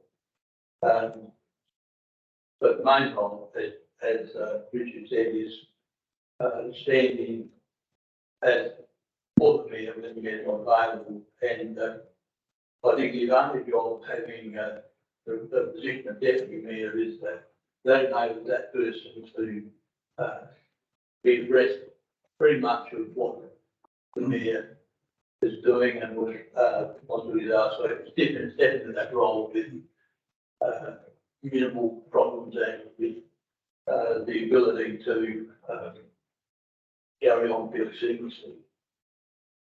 I must say too, I've treasured your support over that period and the advice that you've been able to provide to me, particularly in those early days. It was all new to me. And to get that advice from someone who knows and someone who actually has a passion for the council, I really appreciated that. So that deputy mayor's role will certainly continue as with a mentor aspect to it as well as, because I mentioned to everyone in this room earlier in the week that I'm not the sharpest pencil, but I've got the sharp pencil for everything. Deputy mayor's been one. Mayor, can I just make a suggestion on a meeting by nature? We've got one recommendation, which is that we appoint a deputy mayor. My suggestion is that we can't do that just on consensus. We actually have to move and second that and all properly move it. Yeah. Thank you, councillor. We've got a mover. It's just on that. It says for a term of up to 4 years. Can we go for a shorter period, just in case, not happy with the current deputy there, or I really think we've got to look at generational change in council and leadership. And if someone gets elected who is been in the job for a long time, and then maybe after a couple of years of this term, change over, because otherwise you're going to lose a whole generation of leadership, which I think would be a great loss to the Light Regional Council. So, and do we have to have a 4-year term? Do we have a 1-year term, or I think you make a very good point there, councillor Coleman. I think the mayor's term is too long also. I think 4 years is too long, to be honest. I would prefer it to 2. Because we can still reapply to be there again in 2 years' time. I know it's an election. Why should we get so up for election? Because you can go for another 16 years. Through you, Mr. Mayor, if I may answer that. There's a couple of very good points raised there. But firstly, in answer to your comment, that's a statutory adjustment, which I don't think will happen. No, I'm sure of current government. In fact, for those that have been around long enough, the terms were always 2 years. Back in the day, and then they went to 3 years, and then 3.5, and we've been up to 4 years. Which they've been for over 20 years now. In terms of the appointment or the term of appointment of the deputy mayor, look, we've put in the recommendation, a suggestion that it's up to 4 years, and keywords there are up to. Anyone that's been around this council long, if I can relate the matter to the appointment of committees, is that we have a rotational basis on our committee membership. So we've never denuded, if you will, the membership of a committee at the time of an election taking place. So what I mean by that is elected members and independent members provide membership on a rotational basis. They're each 4 years. The terms are reviewed mid-term of the committee. So it's a 4-year term with a committee. automatically by our terms of reference, we undertake a review at the 2-year period. And then the council has the option to change its elected members as members of those committees or renew the independent memberships, whatever they wish to do. So the key words are up to 4 years. So you can go 1, 2, 3, 4, whatever you so desire. But the recommendation stays 4. So it's over to the council to make that call. Thanks so much, Rich. I think that's pretty clear. Thanks like that. I just, following up what Richard said, there was one council where the deputy mayor position was 2 years over the end of that, and that applied also to more committees. And I think there was a recommendation, if I recall, that they will continue at the end of that time. I believe there's the opportunity for review. So that is something we have done in the past. That was, I think, what we've done through council. Okay. Yeah, thank you, through the chair. I think what we have in front of us is the decision to have a deputy mayor as a starting point. And that decision would need to be resolved. And then I think in terms of recommendation 2, it appears there is a general discussion that would suggest that there may need to be an amendment to the recommendation put there, but I think that would be best dealt with at the time of getting to recommendation 2. So, because we may not get to recommendation 2 if recommendation 1 doesn't go, recommendation 2 simply has a line through it, and we move to recommendation 3 and beyond. So, I think we have got a mover in terms of recommendation 1. Is already on the table. So we have a move. Do we have a second for recommendation 1? Yes. Councillor Peter. Yeah. But that you moved it. Yeah. I did a second. Then Councillor Dean. Councillor, sorry, my apology. And your second. Yeah. Second. All right, councillor, so we're all clear on what we're going to be voting on now? Now, could I just speak to that? Certainly. I think it's important to have a deputy mayor because last time when I had to you were ill or you were away, the amount of work that was put on to the deputy mayor and the support when you came back, a mayor needs that support, in my opinion. Where's your opinion? Okay, I think we're pretty clear on where we stand at this stage. I'll put that recommendation out. It's recommendation 1 on page 22. We've got a mover and a seconder. Any further comments? If not, I'll put the recommendation. All those in favour? That's it. So we will now move on to the second part of the recommendation. Richard? Thank you, Mayor Bill.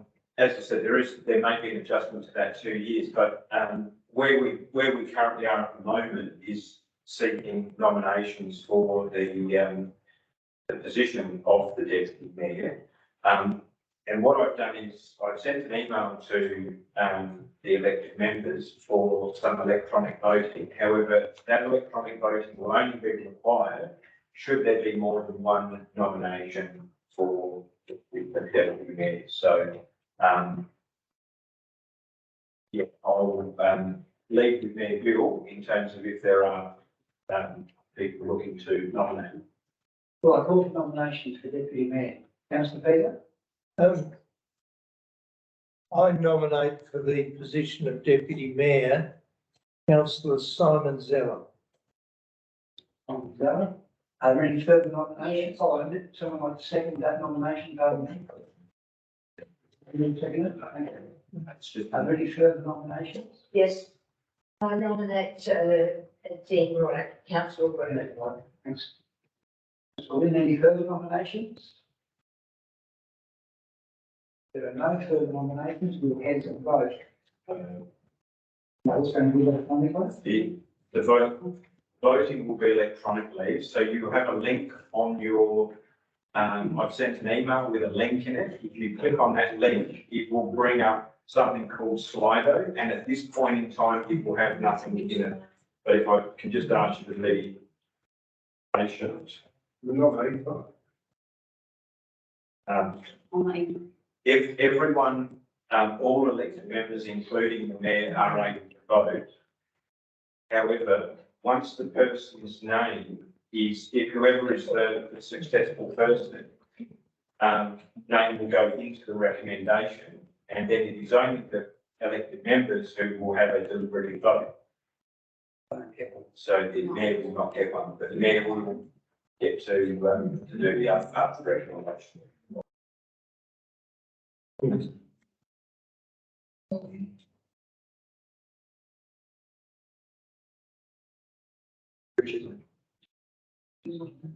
Yeah. Sorry, through the chair, I'm sure it's just a formality, but, do we need to ask the nominees whether they are prepared to accept their nomination? Just waiting. Sorry, I'm missing it. I see the big smile on both faces, so I assume.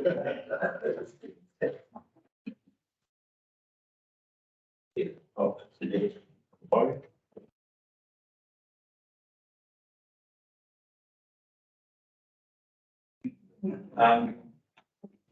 Through the chair, hopefully everyone who is in that will have got Councillor Zeller and Councillor Rawley. It is a anonymous vote unless you have put your name in, but you just need to select a person and hit the submit buttons. I can see that 3 people have done that already for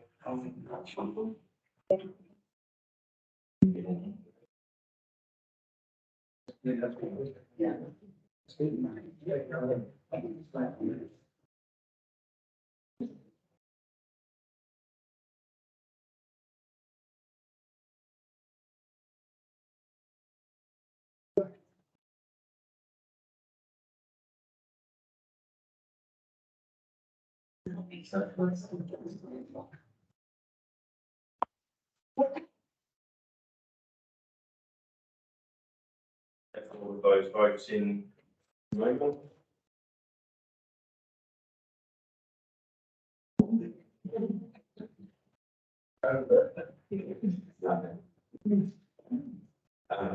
There's a tied vote.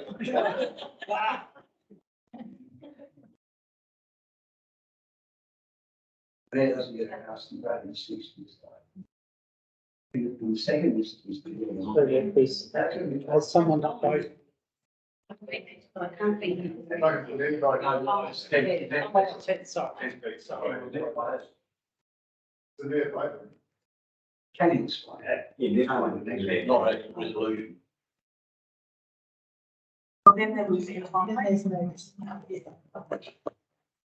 As you know, you are voted for anyway. I'm happy for the vote to either go in or the mayor will need to be excluded because ultimately it will be the 9 elected members who vote for the resolution in the end. That's right. Because I don't get to vote in the resolution. They don't agree. What do you mean? I can't understand the question. What did you say, Councillor? So I thought, Richard said that if you have another vote without you voting, is that what you said? Yeah. Yeah. Yep, so I've just reset the votes. And you should have the nominations, the nominees, sorry, should be back on your screens.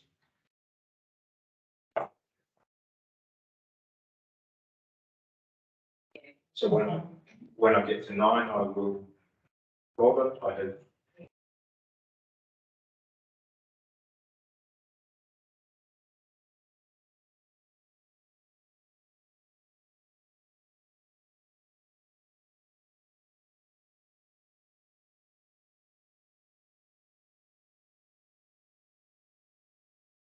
have 8 votes in.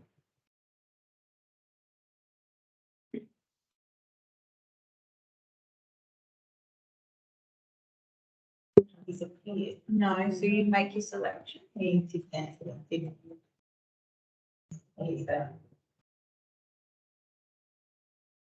you. I have the votes in now.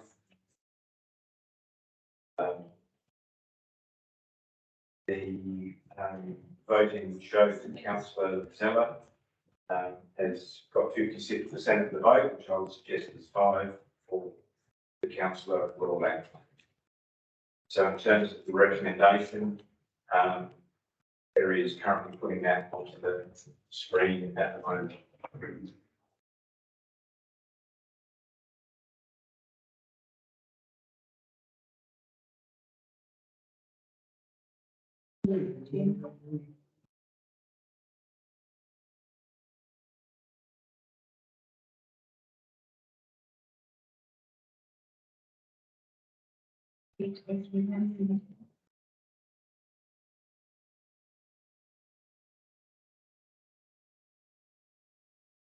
Everyone's comfortable at the stage with the second recommendation. Councillor Simon? So first I want to thank for putting the faith in me and what I can do. That what with justice, the setting or something, we should change that to 2 years. That we not say 4 years of that, so because I think for the reason that Councillor Colin mentioned, but the other reason as well is that maybe some of the other ones to step up and have the opportunity to step in that role. That's something that's important. Okay, fine. Thanks, Councillor Simon.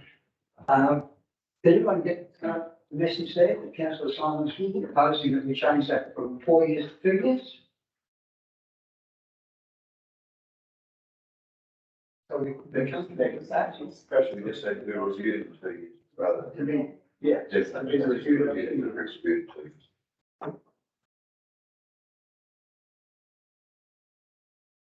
So the motion would read to return up to 2 years and review, or reviewed in 2 years.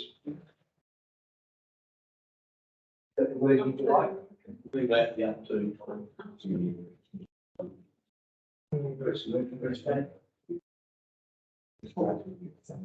the update needs to be moved that For up to 2 years. Turn to review it, see.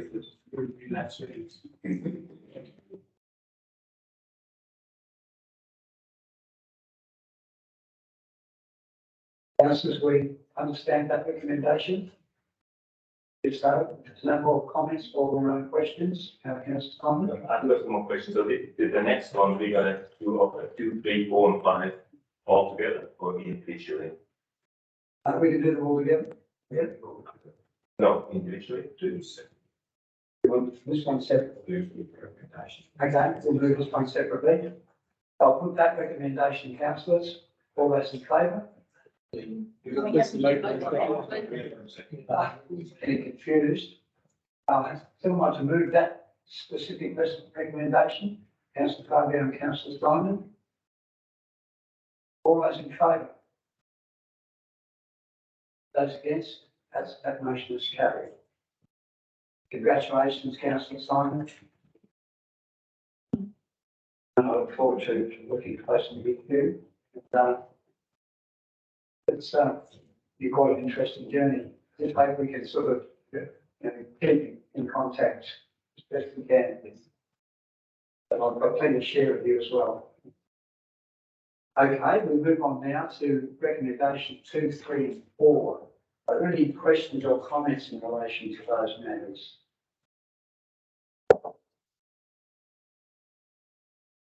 If not, I'll put those recommendations. Just through the chair, if we could just note that we have adjusted the numbering of the recommendations to make it clearer in relation to how our system works. So the recommendations that will be voted on are the ones that are on the screen at the moment, and maybe the wording will be the same as in your agenda, but it will be slightly different. So Terry, you're able to just see what all of those recommendations that have been voted on. Just a question if I might. Yes, certainly, Councillor. In previous times, Lynette's been a voting delegate, there we go. But the-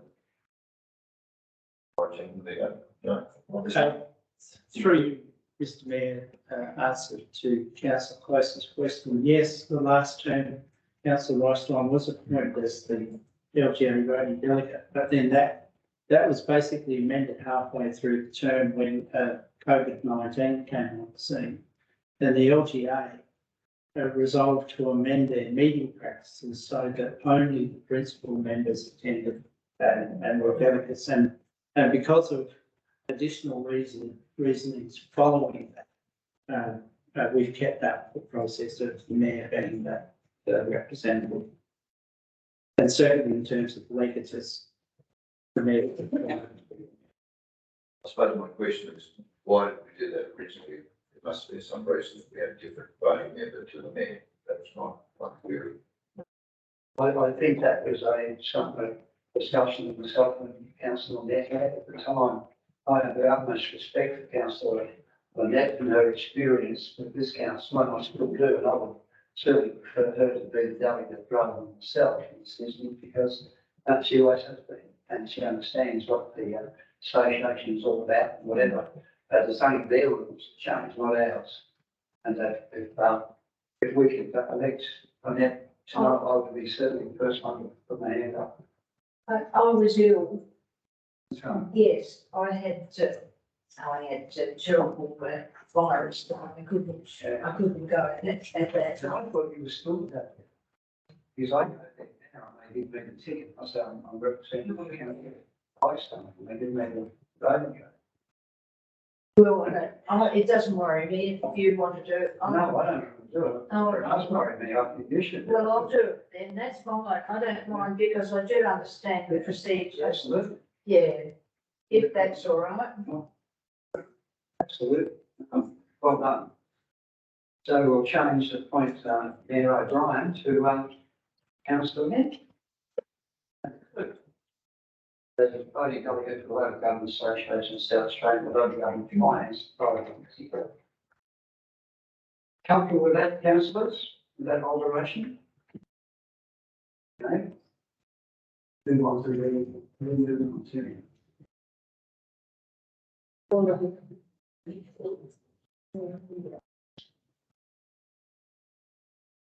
Yes, I got the question, is it going to be gonna do, 3, 4, 5 hour agenda?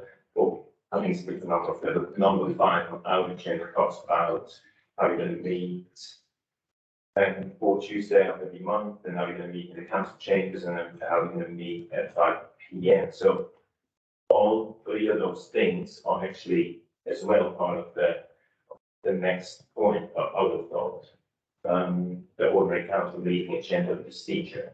So I would rather, because I have a few things to suggest to talk about, I think, I would rather not have this recognition here at all, and just call that with our next point, which is ordinary council meeting agenda procedure, because in there it does talk about where we meet, how often we meet, and at what point we meet, at what time we meet. That I think we should, or I would want to suggest the changes to that. So to clarify, Mr Mayor, I think Councillor Zell is proposing that the recommendations with the amendment to Councillor Riceline's name for formally 3 and 4 be moved together, and then we talk about formal recommendation 5, is that correct? No, I think. All I'm trying to say, what's number 3 up there? These points of topic we have next in 11.4, which in 11.3, sorry, which is ordinary council meeting agenda procedure. Now the next item, 3 points of comment in there already, but it will be covered. So I'm wondering why we talk about it once. I want to suggest we change in our next item, 11.3.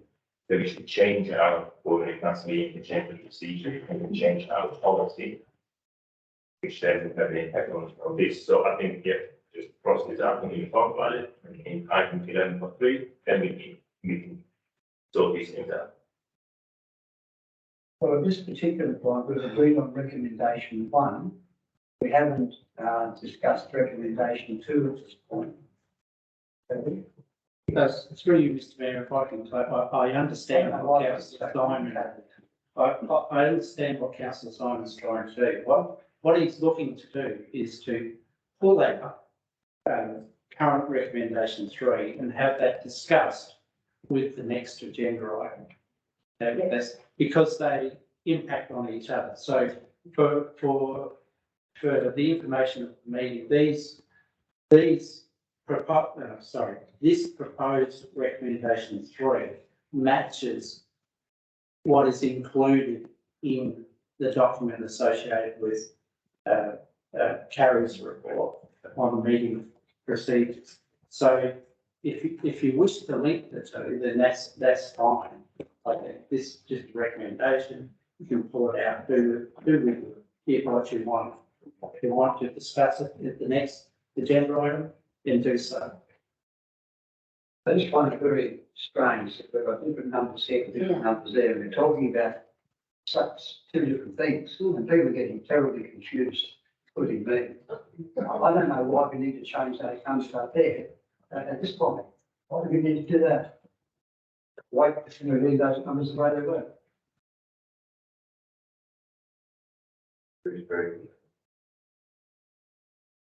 Okay, so we separated number 2 out, because we voted on that. So we didn't up there, of course, that's a different number 2. Yeah, Just to clarify, recommendation 3 will be going through as a group of numbered recommendations as are on the screen. Item 3 of recommendation 3 has been removed and will be considered as part of the next agenda item being 11.3 ordering meeting procedures. There are other matters that we still need to work our way through in recommendation 3, as is shown on the screen. The first item, where it is discretionary, is the appointment of people to the audit committee. So the council assessment panel is just simply for information, with the appointments being reviewed in early 2023. And if you scroll down a bit more, Terry, we can see that the audit committee, we are looking for 2 nominees to join the audit committee. We can do the same voting if there's more than 2, as what we just did. And we've placed those names in there. And then I think the governance advisory panel was the mayor and deputy mayor. And if there's no adjustment there, then the last item would be a member to the GRFMA. Once we put all of those people in there, we can move recommendation 3, items 1 to 4 as a group. If we move recommendation 2 in relation to regardless of recommendation 4, should say regardless of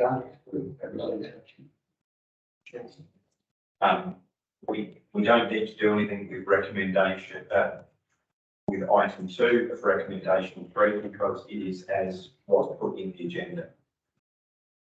It was item 4, the council appoints the mayor as its representative and voting company, regardless of recommendation on that. That's as is in the agenda. So none of these have been moved, seconded or voted on in this recommendation 3, items 1 to 4.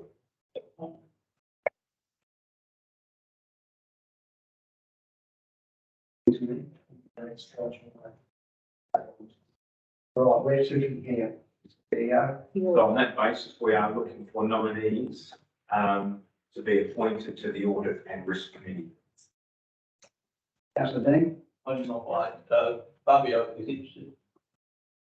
Councillor Fabio. Mr. Fabio? That's what I said. Nomination accepted from Councillor Fabio. Do we have any further nominations? What's her name?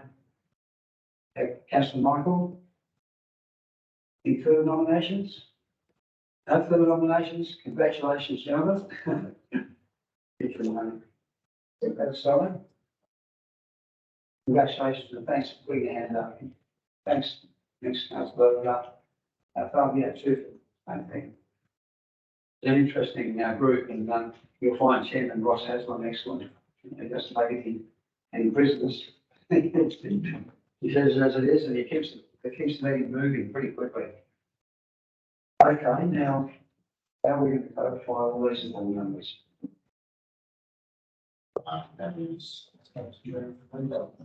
The last matter is seeking a nominee to the GRFMA. It's only one The position. Board of Floodplain Management Authority. Councillor Dean? I'll nominate councillor Bill, but we've done a really good job on that. We have a nomination for Councillor Bill Close. Any further nominations? Councillor Peter? I'll second that. Oh, thank you. If there are no further nominations, I spoke to Michael earlier, he said, I don't be snagging on the work committee. I'll go ahead and do it, if Michael wants to do it. Fresh face. Councillor Martin, can comment in relation to that? Thanks, councillor Bill. Yeah, I'm like to, nominate. This goes in place. Councillor Bill. Yeah, thank you, councillor Martin, because it would have to go to the vote. You're happy to support councillor Bill? Well, I've been there. We've got a new face get on. I've been there. It is, it's 9:45 on Thursday, so you could be So, yeah, thank you. I'm sure I make it. Excellent. Well, thanks, councillor Martin, congratulations. And Bill, I must say thank you so much too for the contribution you've made to this. It's been excellent. And you've restored in good hands now as well. And I'm sure you won't too far away, so you are less consistent as well. It's in your nature. Can I just make a comment? I don't know whether I've got photos from the secretary about the dam over the this recent rain period. It's absolutely fantastic control work that's been solved. I would have been a make photo or but it hadn't been up there, so really good great job. Thank you, Bill. You'll find it would be a great support. And also, council staff then ran to Bill. He's brilliant. He's really brilliant, and he's got his head around what's happening there and the history of the whole thing. So contact him at some point. He'll be very helpful.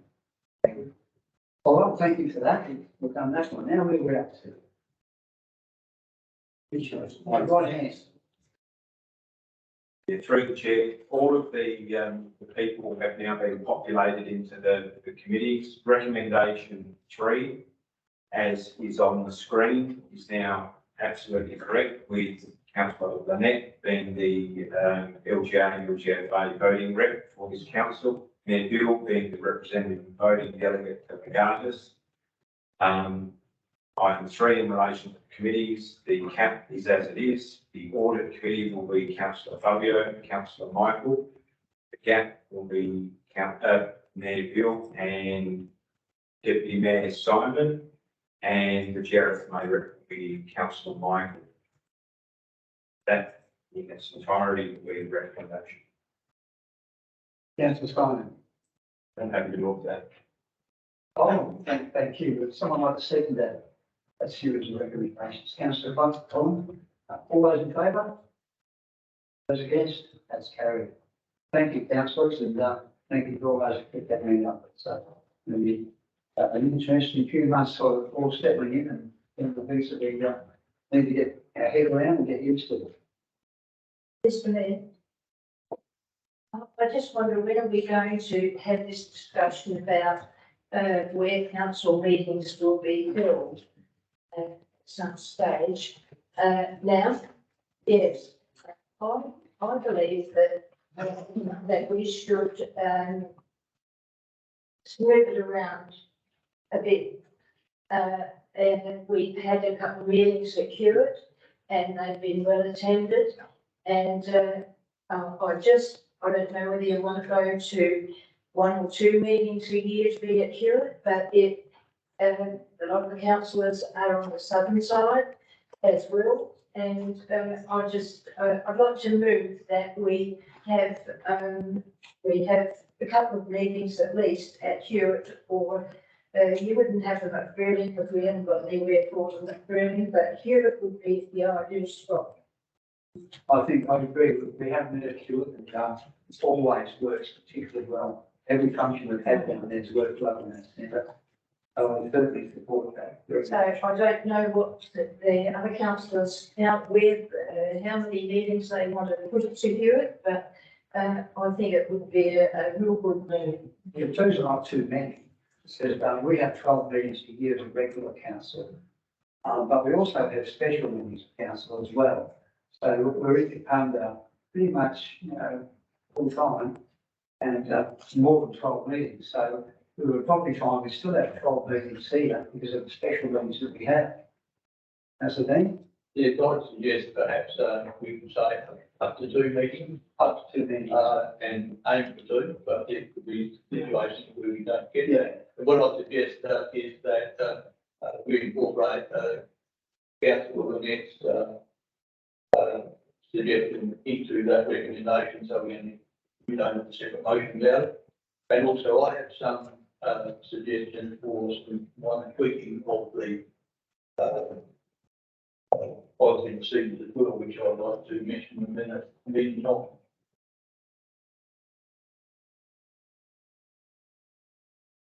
you, Mr. Mayor, I understand council's consideration of having meetings outside of the under council chamber. I was just going to refer you to the draft resolution that's in front of you. It already gives you the option to move the council meeting. The only process involved is that you just need to publicly advertise that. Sure. So if you weren't quite so clear on where we wanted to, I acknowledge the suggestion of 2 meetings a year has been made, but there could be others that you might not have thought of immediately. The option is in the recommendation currently to move the council meeting, if it so decides. Okay. But to reinforce what council Lynn was saying, that he be specific about it, we can put that in there, that we have minimum 2 meetings to do it, but it still gives us the option to have meetings elsewhere if we wish, because what we're saying is the option is already there. But at least it puts it, it sets it in concrete if we have that information. Councillor Coleman? I don't care where ladies, but is the practical of what the day worse has to be recorded and over YouTube meetings, and does that make it harder if you're having meetings in different locations? Is that a cost of the review, or is it just taking this day like send around and this is usual? No, I can't really answer that question defensively, to be honest. I couldn't see the problem. We've got to set this room up as it is. Well, these roads,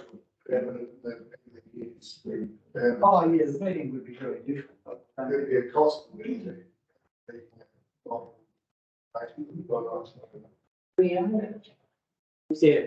through you, Mr. Mayor. Look, there are cost implications, and just the pure fact of moving all the administration that goes along with a normal council meeting around the place is a cost in itself.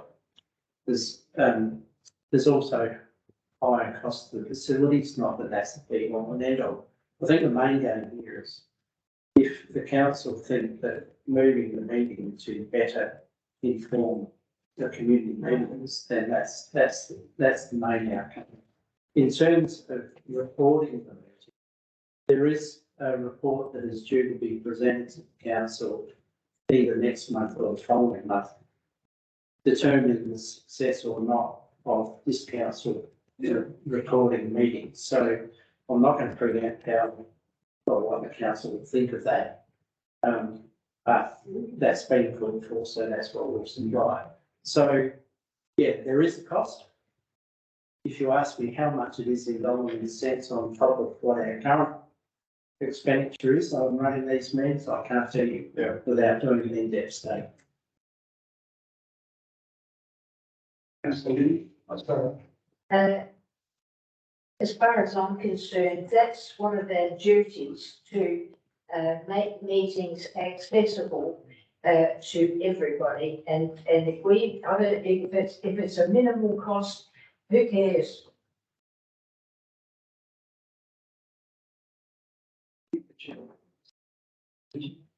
Yeah, thank you, through the chair. Currently, the recommendation that sits in front of us really is around the meeting procedure, and it was about adopting that with, as Councillor Dean, has provided to us with some what I call minor amendments to it. The document itself still does need to be adopted tonight.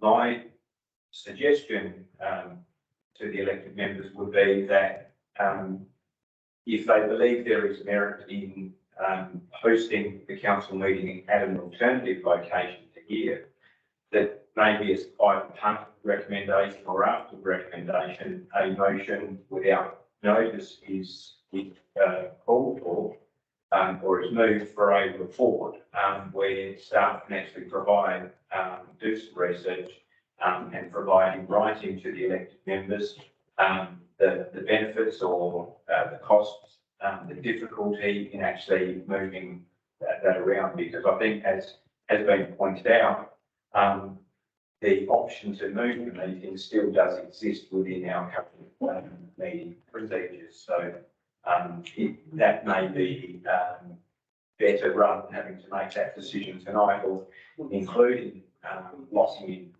alternative locations within the procedures. But it certainly doesn't preclude us from bringing a report and including in that report the option to have it somewhere else. Well, we would need a motion for that, we would just do it. That be the case? Yeah. If you could staff and do the report, if the elected body would like it recorded.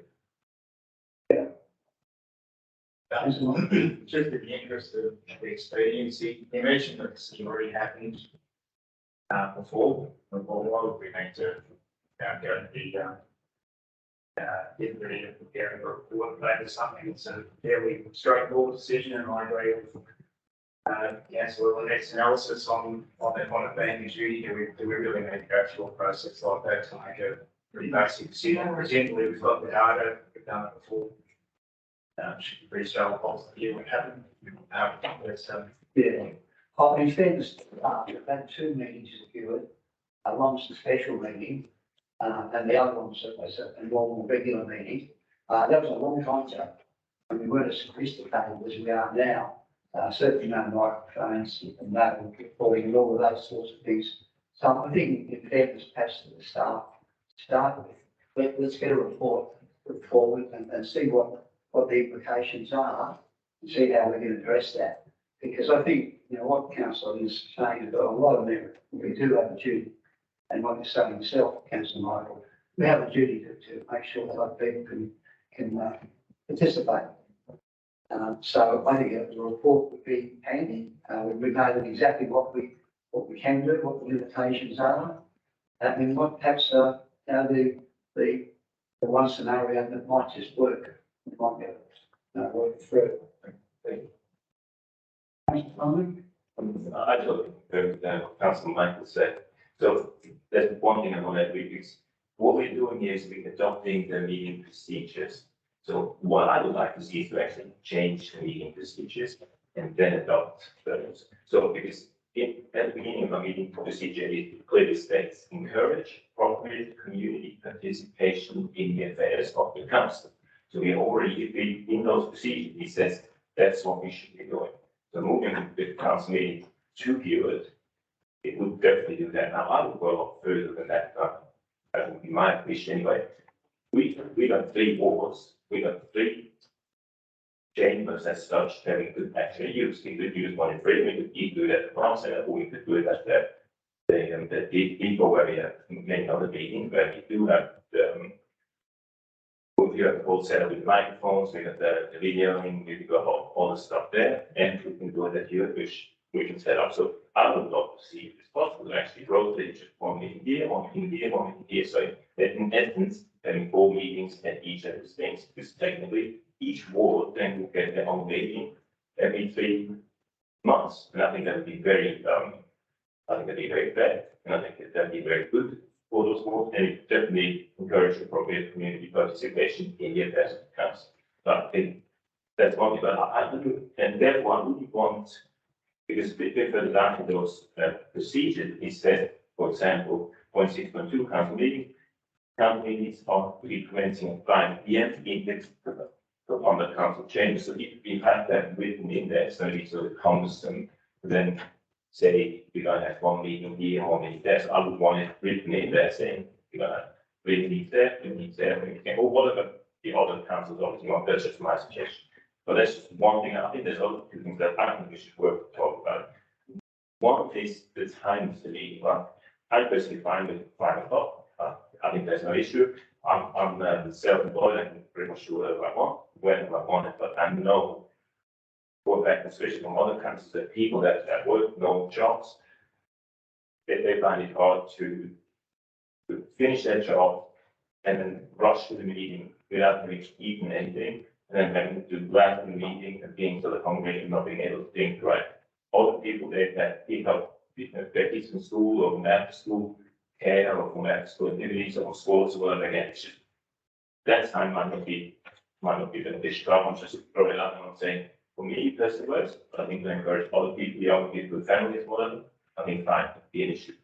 The third thing that's probably the one that I'm most passionate about is we should have on the council that is a public open forum, so which is a thing for the council person example does it. There's a 20 minutes time slot at the beginning of every meeting that people can just walk into the chamber and talk to us. They can ask us questions. I mean, I'm going to get over, but they can ask us questions. They can talk about plans that they see, that's whatever they want to do, but just have direct access to all of us for 20 minutes. And then forecast of essence, 20 years ago, and it's working really well.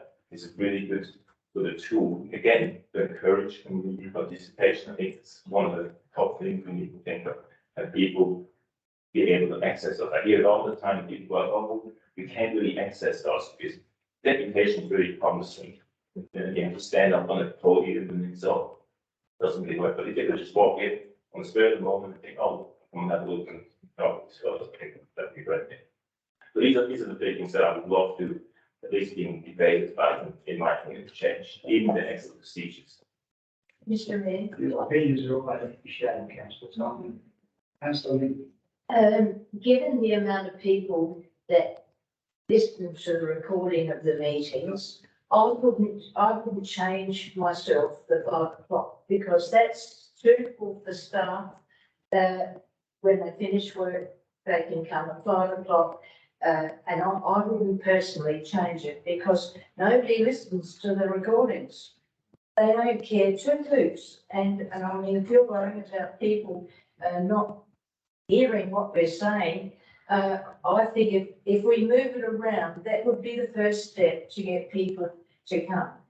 The farm centre is, I never thought about the farm centre, but the farm centre's, the farm is air conditioned, and it's got a big screen that everything could be put up on, and that's another venue. So I wouldn't go down the track of changing the 5 o'clock for that reason, and because nobody bothers to watch it. We know that from our last, well, finding out how many people watch. They didn't want, they don't give a hoot.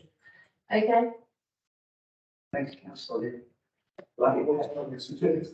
Councillor Lee. Yeah, Bill, I think, I agree with Councillor Ned, 5 o'clock it's not ideal for everyone, but it's a reasonable compromise.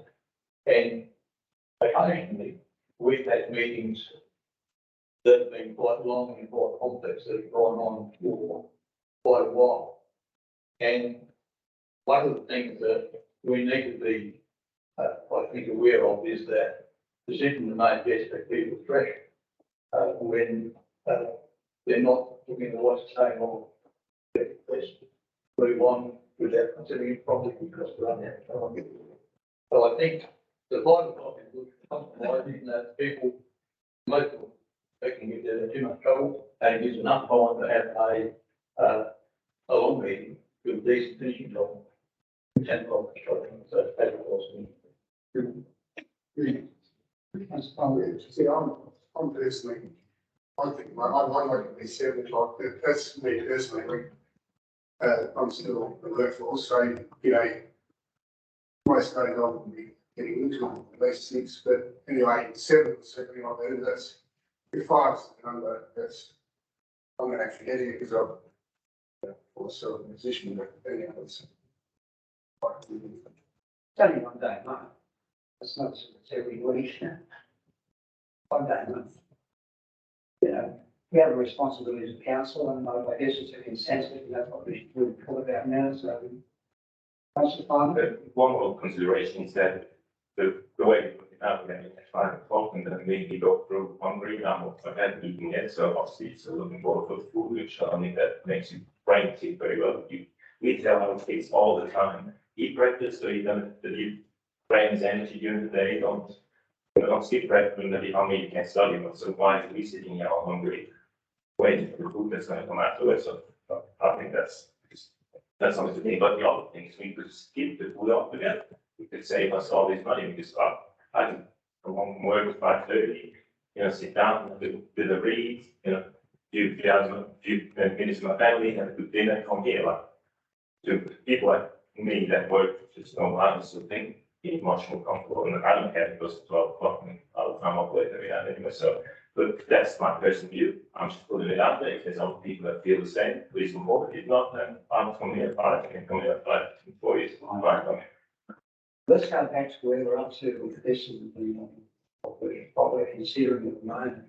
We're talking about recommendation, whatever that is now. It's through the chair on item 11.3. So the item that was in recommendation 11.2, recommendation 3, building 3 has been removed and has been pasted into the recommendation in item 11.3 on the screen.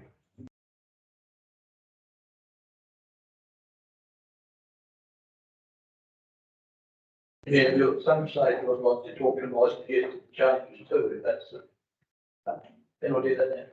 Thanks, Councillor Dan. These changes will deal in mind of what seeing we're reviewing provided we'll get it right. The thing that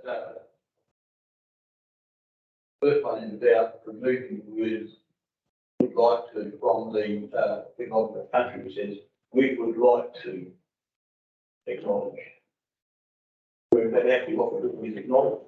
So that's purely redundant wording, which also makes it seem a bit wishy-washy. Single forthright statement, say we acknowledge, and very minor of that. The second one is really just to make clear that the 4 criteria that about when the appropriate to put up a note without notice stand by themselves. You don't have to satisfy more than one thing. And if you read, you find out it doesn't make sense if you try to satisfy more than one. So that's just to clarify that. And the final one is for a long time, council doesn't consider development application, so having that there is often we're under. Still moving in any case where you would. So therefore, basically removing something that's probably been in there. We can see this for the last 100 years or so. Jefferson Dobbin council hasn't considered development application against me. So just really remove something that's sort of left over from the past. So there are minor things, but we don't have a receiving policy not to get close and accurate. Councillor Simon. Yeah, I totally agree with Councillor Finn's suggestion on that. There's a line in there. There's a line in there where it says, in our procedures, during the council meeting, committee meetings, Elected members and officers should, then say, acknowledge the presiding member when leading the meeting by standing, facing the presiding member and making eye contact. Don't you take that? I think it's part of the act. What we not doing it? No. Well, maybe I should make the other question really is, something we should do it, or we just cross it out. Mr. Mayor, it's got to be reported when we leave the chamber, so perhaps you can be nodding at Terry, Terry, the eye contact as we go. It's actually recorded when you leave the meeting. Yeah, no, that's what refers to someone's got to take notice of. Yeah. 10 minutes. To me, it's stupid. Because, Simon, it is stupid, because if somebody wants to go to the toilet, they've got to stand up and acknowledge the mayor and sit down again. That's rubbish. We don't need to do it, and we haven't ever done it, and I can't see any point in it. Sorry. Through you, Mr. Mayor, a quick comment. I think Councillor Close has hit the nail on the head. It's about acknowledging that a member is formally leaving the meeting. I think And then that process is ordered. I think we should move on. I think that's pretty basic. And as my colleague has just pointed out, it's currently listed as a council process or a discretionary process, so we can easily do that. Whatever it is. So what have we done? Getting clarification. Well, Mr. Mayor, I would be changing the subject slightly before perhaps we finish discussing what we are discussing. So when we've exhausted that, then I have something that's in exercising my mind. Thank you, councillor Peter. Well, councillors, what do we want to do from here? Is there a recommendation? Councillor Simon. I think it looks like we're gonna have a review or doing a review of this policy, if there's gonna be some changes. So I don't know if you can do it just tonight, but is that something we need to defer and make a decision later, or honestly? Do they obviously think something that we're gonna have a public forum? I mean, do we vote about it? Who's got some things, are we gonna have big meeting with place that we need to make a decision either right now, that means we have to some sort of structurally go through it, address each point with both and that, or then we defer it and do it later. Is that actually another point that I can add? That I think we should have more time in the agenda if that's possible. I mean, getting the agenda on a Friday evening, not often not good enough for me. Saturday is sports and kids, and then Sunday, you get some time, and then Monday you get some time, and then it's already done. I'm much rather prefer to have it earlier. I mean, as early as possible, but maybe by Wednesday, 5 o'clock or something like that, which gives us 2 extra days. 5 through 600 days to what the ultimate is, so they're meant to read and understand and correct. So that's another thing that we should change in the policy. The policy clearly says it should be at least 3 days cleared for any other meeting. So that's nothing that I'm going to change in that policy. Mr. Mayor, can I make sure the silence was right? I think we need to have an agenda to be read from the start before we make decisions on that sort of stuff, rather than throwing it like that now. So then we need to have a recommendation that gets us to have a meeting next month. Yeah. And then have another consideration that side, of course, have some information. Let's think about it rather than just throw things like we did too. So can we at least have a recommendation we need to get the meetings next month, and then the rest follow. Barry has to do so. Thank you, through the chair. If you would like to change that recommendation, you could change it to that the council are to proceed with the current code of practice for meeting procedures until there is another, till they're brought back to another meeting. I think that's exactly what Council Bill is saying, so yeah, that's great. With your three clear days, though, that is legislated that we do have those 3 clear days. We do, where possible, try and bring that agenda to you a lot earlier, but certainly the 3 days would have to stay within that policy because it's legislated. The way I understand it, 3 days, you can't do less than 3 days. It doesn't say every 3 days, it's not 11, but I think easy to say it's 5 days. Yes, sorry. So what is the recommendation proposal? Basically, if I can paraphrase the recommendation or the proposed recommendation is that council acknowledge the reports, however, and continue to work with the policy document until such time as council are presented with a report on the matter at a future meeting of the council. And what I mean by future meeting of the council is that happens as soon as possible. I would hasten to add, though, that it's probably not going to get up at the December meeting. It's more likely to be January. Richard, could we just have some dot points there of the matters that we'd like the report to include, which would be the time of the meeting, which would be the. Yeah, through you, Mr Mayor, I have types of notes as the members have been talking, so we can progress those points as suggested in the meeting. I might hasten to add, though, that if additional members around the table have additional points, please email those through to either Carrie or myself so that they can be included within the dispatch. Perhaps I'll open it up now. Does anyone else have any points that they'd like to see part of our meeting policy or procedures to do about Peter said? In this, Councillor Peter? Yes, it's a little bit different. Sorry, a little bit different from what we've been discussing. But I'll start by saying that local government councils are a creature of the state legislature under the Local Government Act. Now, when this council, elected council, is gazetted by the state government under the Local Government Act, it will not gazette me as Councillor Peter. It will use my surname. Now, you might think that's a minor point, but we are now going out to the media. You can look at council meetings on YouTube, you can listen to them, and I think that for the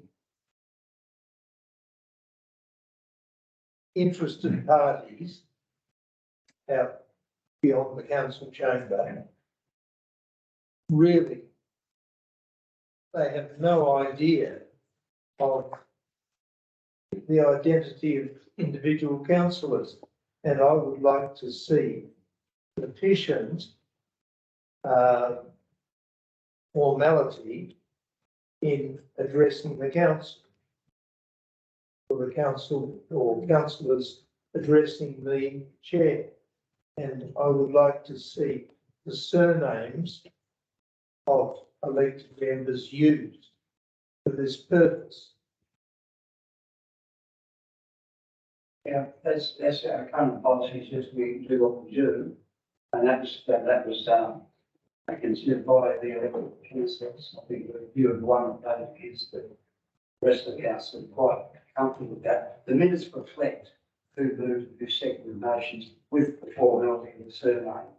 We went to Christian names for discussion to open the matter up and clear a more user-friendly type organisation between ourselves. But what goes outside of here is a formal councillor so-and-so or mayor so-and-so, whatever. That happens now. If we're just going to play up to the TV cameras from YouTube, I mean, I don't think that we should be conducting our meetings just for YouTube. In other words, we conduct our meetings the way we want it, and the elected members will have the choice. You want to raise that as a motion, councillor, you're quite you're quite able to do that.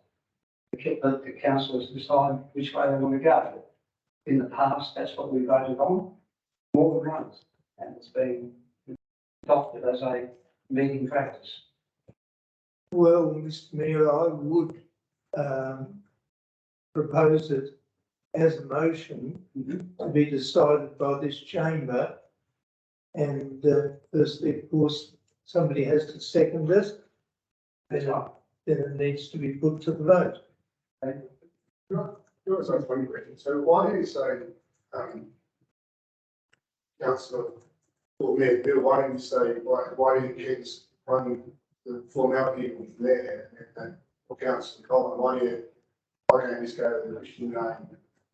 It's sort of seems yeah, but it just seemed hard bred. You're being formal to the point where you say councillor Colin. If you're being formal properly, you say councillor Ross. And if you're informal, you just say Colin. I'm just asking a question. Yeah, I get you, but I think just to say councillor. Brilliant, Mr Mayor, and I respect Councillor Cadelli's comments. I think from my perspective, the best way to deal with this is actually in the review of the document itself. So we've already committed to the council that we'll bring a future report back to the chamber in regard to the meeting procedures. Mayor Bill and Councillor Canelli are quite right. The matter of addressing the members is clearly discussed in the policy document, and it ranges from the full formal title to the more informal title. So it's for a matter of use of the council on the day, I suppose, but we can certainly discuss that in the context of what you're going to report. Are you happy with that, councillor Peter? In the context of the report, it can be part thereof. Which will be considered at the estimate January meeting. As long as my suggestion motion stands, I'm quite happy with that. I have no reason why you couldn't put the motion now, to be perfectly honest, except for Well, I'm willing to make it part thereof and be up on a bigger picture. I'm willing to. Yeah, but through the chair, and in no way am I wanting to rush decisions. We do have the individual which we will need to break for momentarily or for a short time. There is a recommendation that has been placed on the screen, which is to suggest that at this point we adopt the existing policy document. And it is very clear that there is a significant amount of work to do in relation to the review of the document. And I think from staff point of view, we've clearly understood that there's a lot more engagement that needs to occur to get that report back to the elected members. So I think at this point we have the choice of either pausing the meeting where it currently is, adopting that recommendation, probably, or ignoring the CABRA and continuing with our discussion. But it would seem that we're probably not going to get to a resolution that encompasses everything tonight or in a short period of time. So, not enough now. So I think that I think is what is in front of us at the moment. I think that's pretty fair, councillors. How do you feel about that? Before we vote on this particular recommendation from the. Mr Mayor, I'll move that recommendation to stop being moved it. There's councillor Bill. All right, second that. Councillor Lee. All those in favour? Those against, that's carried. So if we move on now, we haven't got much in the agenda to go through, so it might favour us to. There is Oh, okay.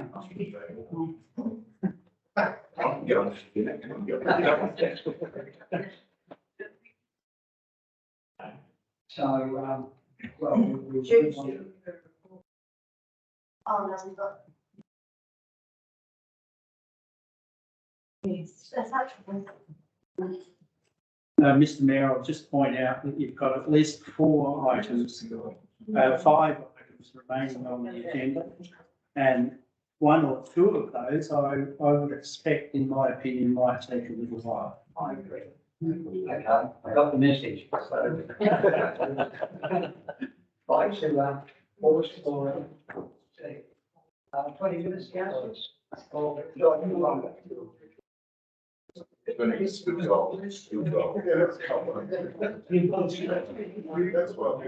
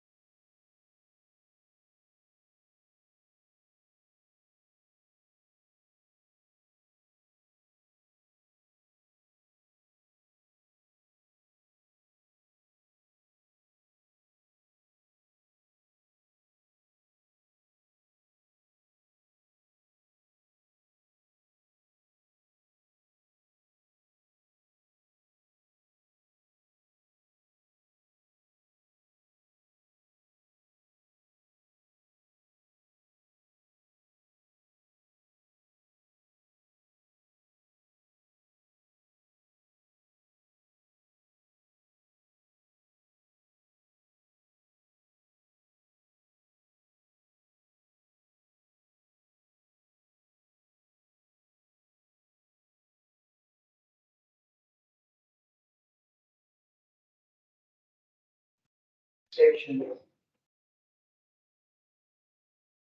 11.4.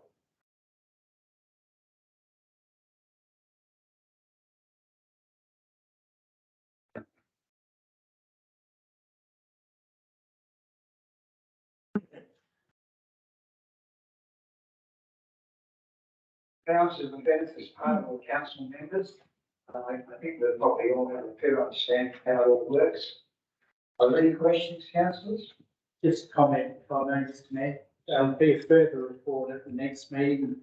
The Remuneration Tribunal has made a slight adjustment to the deputy mayor's allowance in terms of not increasing the amount paid, but in terms of the payment of the allowance when the mayor's on leave. I'll provide further information. Thank you, Richard. Any further comments, councillors, or questions? If not, it's a recommendation halfway down page 30. Someone would like to move that way? Councillor Lynn, someone like to second that motion? Halfway down page 30. Councillor Fabio, all those in favour?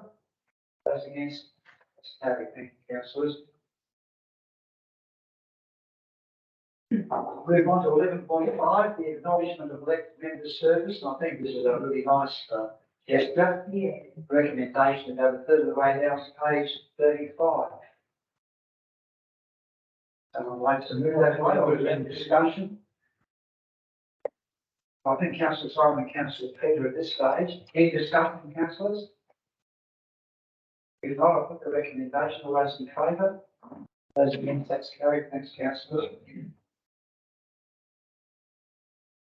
11.6 of our bylaws and legislative review committee feedback. Any questions or any comments in relation to this report, councillors? Thanks, Craig, for it. It's an excellent report. If not, there is a recommendation about 2/3 of the page, 38. Someone like to move that way?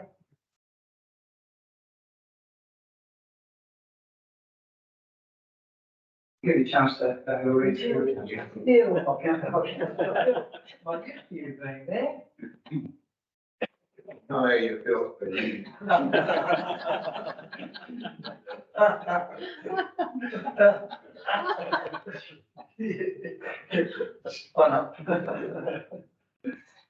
Someone like to second that?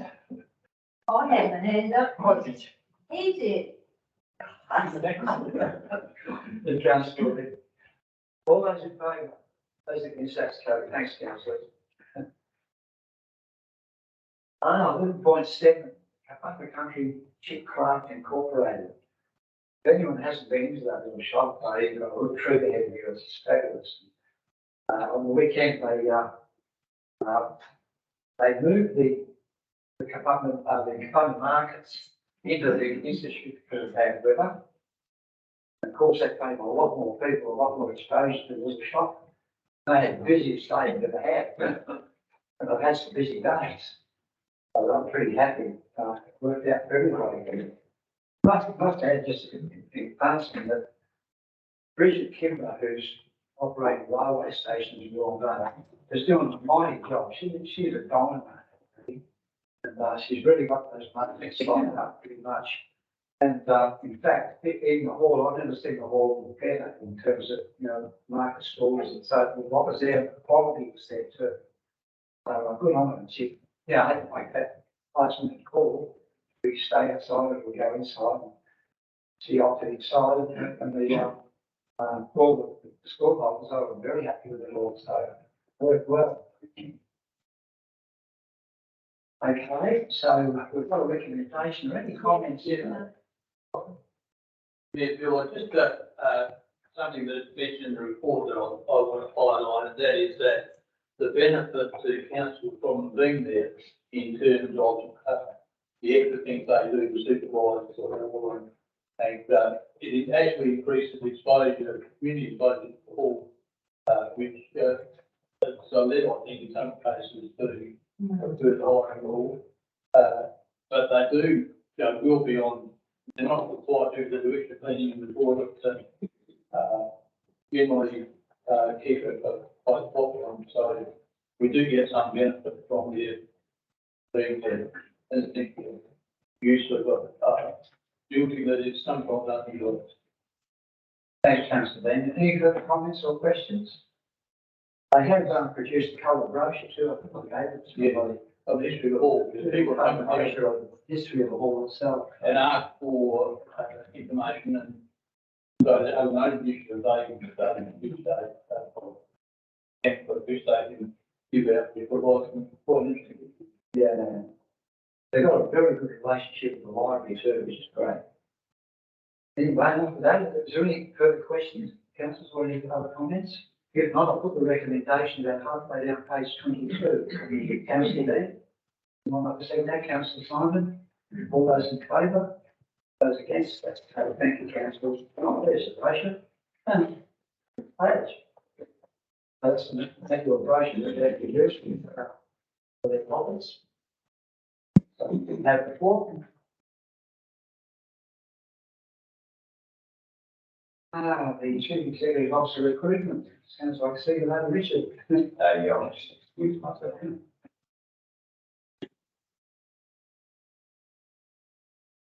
Thanks, Richard.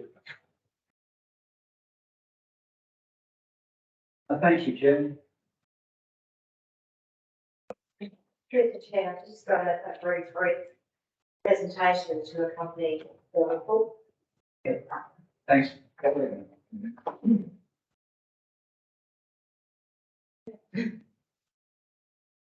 So as all of you, I'm sure are aware that former CEO has been finished on resigned and finished on 7th of October. And since that time, we've had Mr. Richard Dodson acting the acting CEO position. We do need to recruit as well for a new CEO. The Labor Government Act requires us to undergo a specific recruitment process, and as such, we have to appoint a CEO selection panel. And in the report, I put up draft terms of reference for council's consideration. One of the provisions in the Act is we must ensure that we engage a suitably qualified independent person to be part of the CEO selection panel. The purpose of enrolment for CEO selection panel is to assist council. They're not the decision maker, so they assist council with the recruitment of the CEO, in line with the adopted terms of reference of CEO selection panel chair document. In addition to the selection panel, we're recommending that we engage an external recruitment consultant to help with the recruitment process. So 2 independent people involved, outside of council, so the selection panel member and an agent as well. Oh, sorry, I should go back. Which, little one. Yeah. That's what we don't do that. What we're proposing, it's up to council what they decide, but proposing that the selection panel is comprised of the mayor, 3 elected members, and you may want to definitely consider gender balance to meet the Equal Opportunity Act provisions.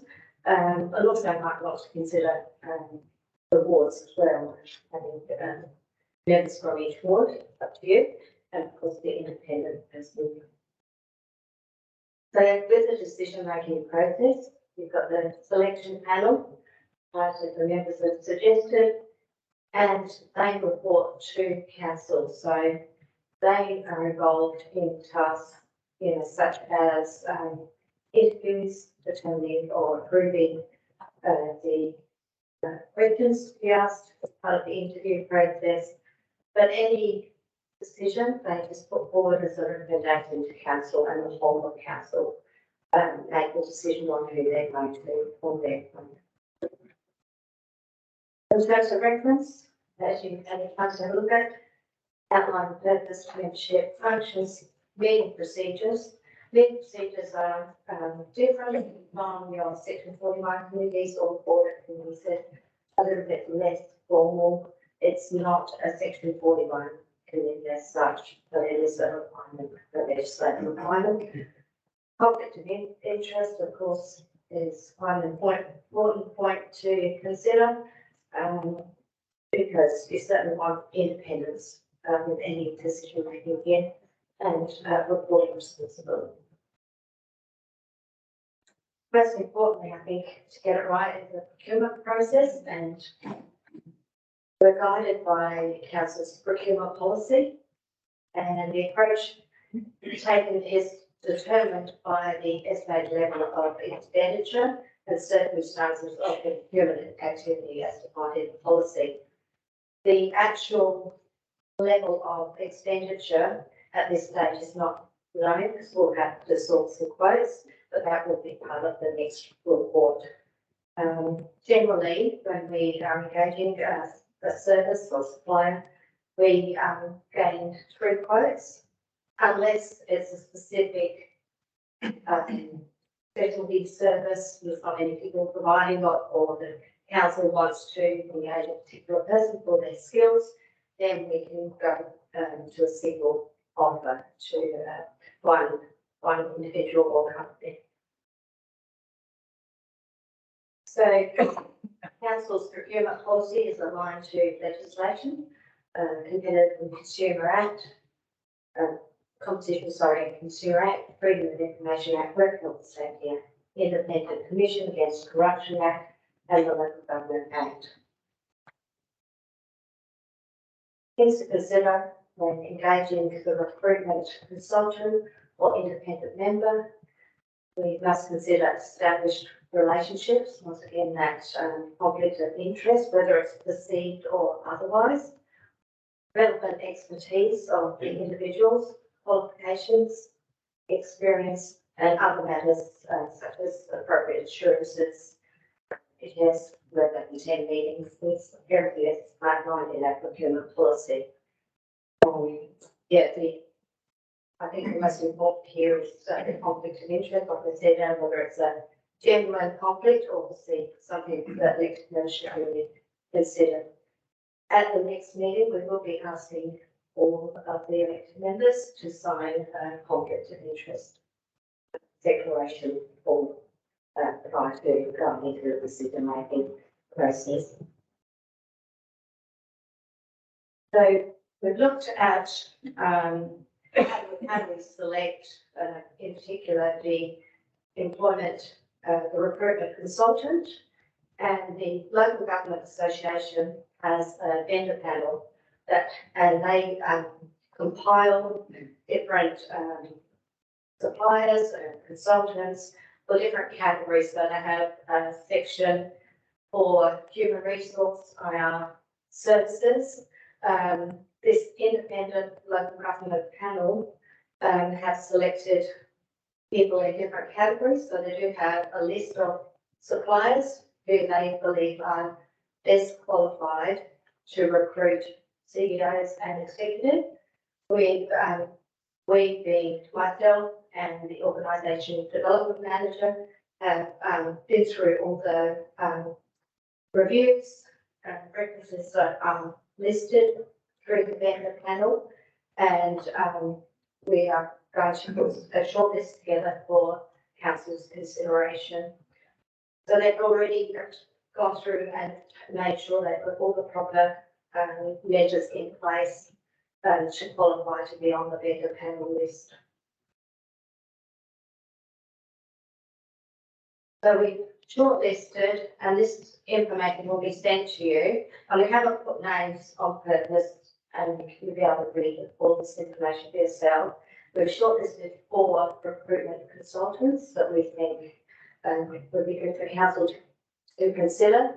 One of them is our current recruitment agency that we usually utilise for executive positions, but we didn't want to influence your views on the reviews at this stage.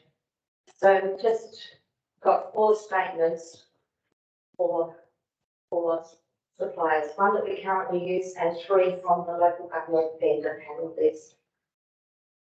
At the next meeting, when I present the report, it'll be in confidence and we'll be given the names of those shortlisted agencies. The independent member.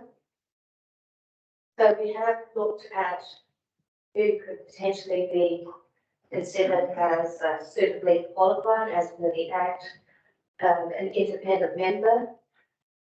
And management does have a position on who they think would be a really good candidate with no history with LRC, is a specialist in the employment services, in the legal background, who we think would be totally independent with the right qualifications and experience. And once again, I'll happy to present the names in the confidential session with a report at the next meeting to help elected members make the decision. So this is just about the process rather than the consideration of who will be appointed. So the next steps, we will seek during this period, we'll seek quotes for the recruitment consultant and independent member. Just to give you an idea of the budget, because this, the recruitment of the CEO was not a planned project. At the time of the budget being formulated, we didn't know that we'd be recruiting for a CEO, and it is not a minor cost. It is a project in itself. Next meeting, we'll look at appointing the elected members to the CEO selection panel. I thought it'd be a good idea for you to have 3 weeks to consider whether that's something you're interested in nominating for or not. It's going to be the same as tonight's committees for appointments, is re-nomination, and if there's more than the positions available, then it will go to the vote. And the next meeting, consider and appoint an independent member to the CEO selection panel, the recruitment process, who will assist the panel with their work and facilitate the recruitment process, and schedule the first meeting of the CEO selection panel as well. That's it for the presentation. Does anyone have any questions around the process? Any questions, councillors? Councillor Coleman? I just got one. So the independent member, can we nominate someone? Yes, I think you can put that forward to for consideration along with the others that management put in the report. I'm happy if you've got information to email me or, it'd be better than email, you could email me and then I could put it in the slide, that confidential. So you need more than a name, then. But it would be good as procedural fairness for whoever's getting nominated to have the information about them similarly to the other candidates, I think, so that council could consider their qualifications, experience, etc. Fairness, so that would be best practice, I think.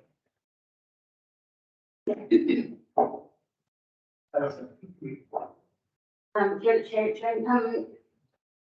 three people from the council, can you have more? Or is there a requirement that it's only three? Through the chair, that's just a proposal that management have put forward in terms of reference for council to consider the composition of the number of members, council members. It's up to council to make that decision. I'm sorry. Yeah, Michael. Sorry, thanks for your presentation. On the slide, about the, in my eyes, my interest on me that, so where it says recent history with LRC, does that disqualify that person? What's the benefit of putting that? The purpose of putting that is just to highlight that they have been involved with LLC in some capacity, and therefore if we have internal applicants, you know, might have knowledge that other interview people might not have. So it doesn't disqualify. It's something for council to consider. They might be considered because they have that history and knowledge to be a better candidate. So yes. Very good question. Thank you, Chair. Any further questions, councillor Simon? You said there's one independent, there's one independent member. Do we have 2 or 3 independent members? Definitely, it's up to council to determine the composition of the CEO selection. Thanks, councillor Simon. Any further questions, councillors? Councillor Simon? I've got another question there. I'm a little bit worried about the short list, especially the ones of the consultancy firms. Is it possible for us council to not just get the short list, get all of them that you consider, so we can you might short list it down to things that we you know, as well, or not? Can you get that full list of whatever you're looking at? Or? Through the chair, I'm happy to just provide the list from the LG vendor panel for the elected members to consider. We were just trying to be helpful to narrow it down, but that's it. It's fine, I can do that. Thank you, Chair. Councillor Simon. I'd just like to ask, the vendor panel that the LGA use, that recommend, do you know of other councils that have used them?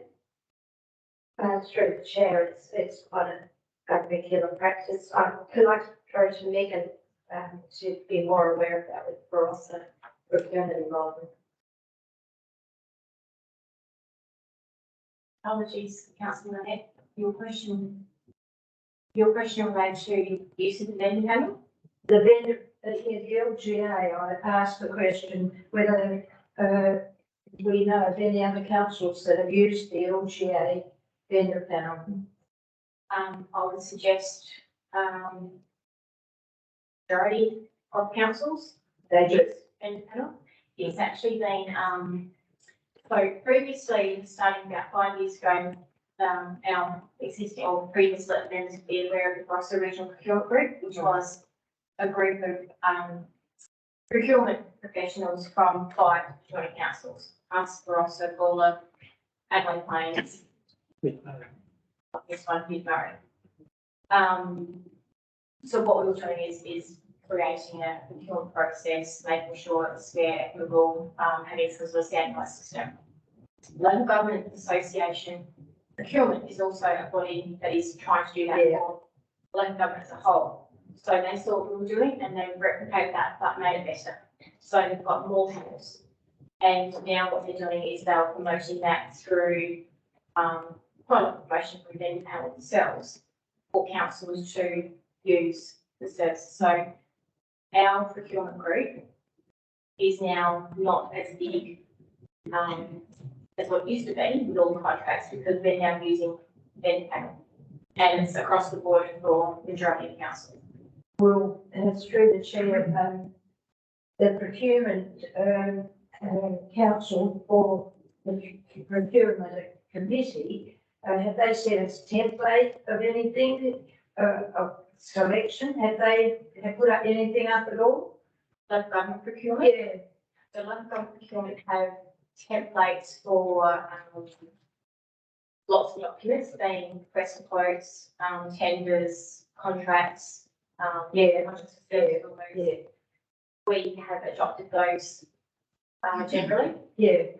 So yes, we have a standardised system, which is across the board. And procurement practice as a whole should be consistent across the board. Thank you, Megan.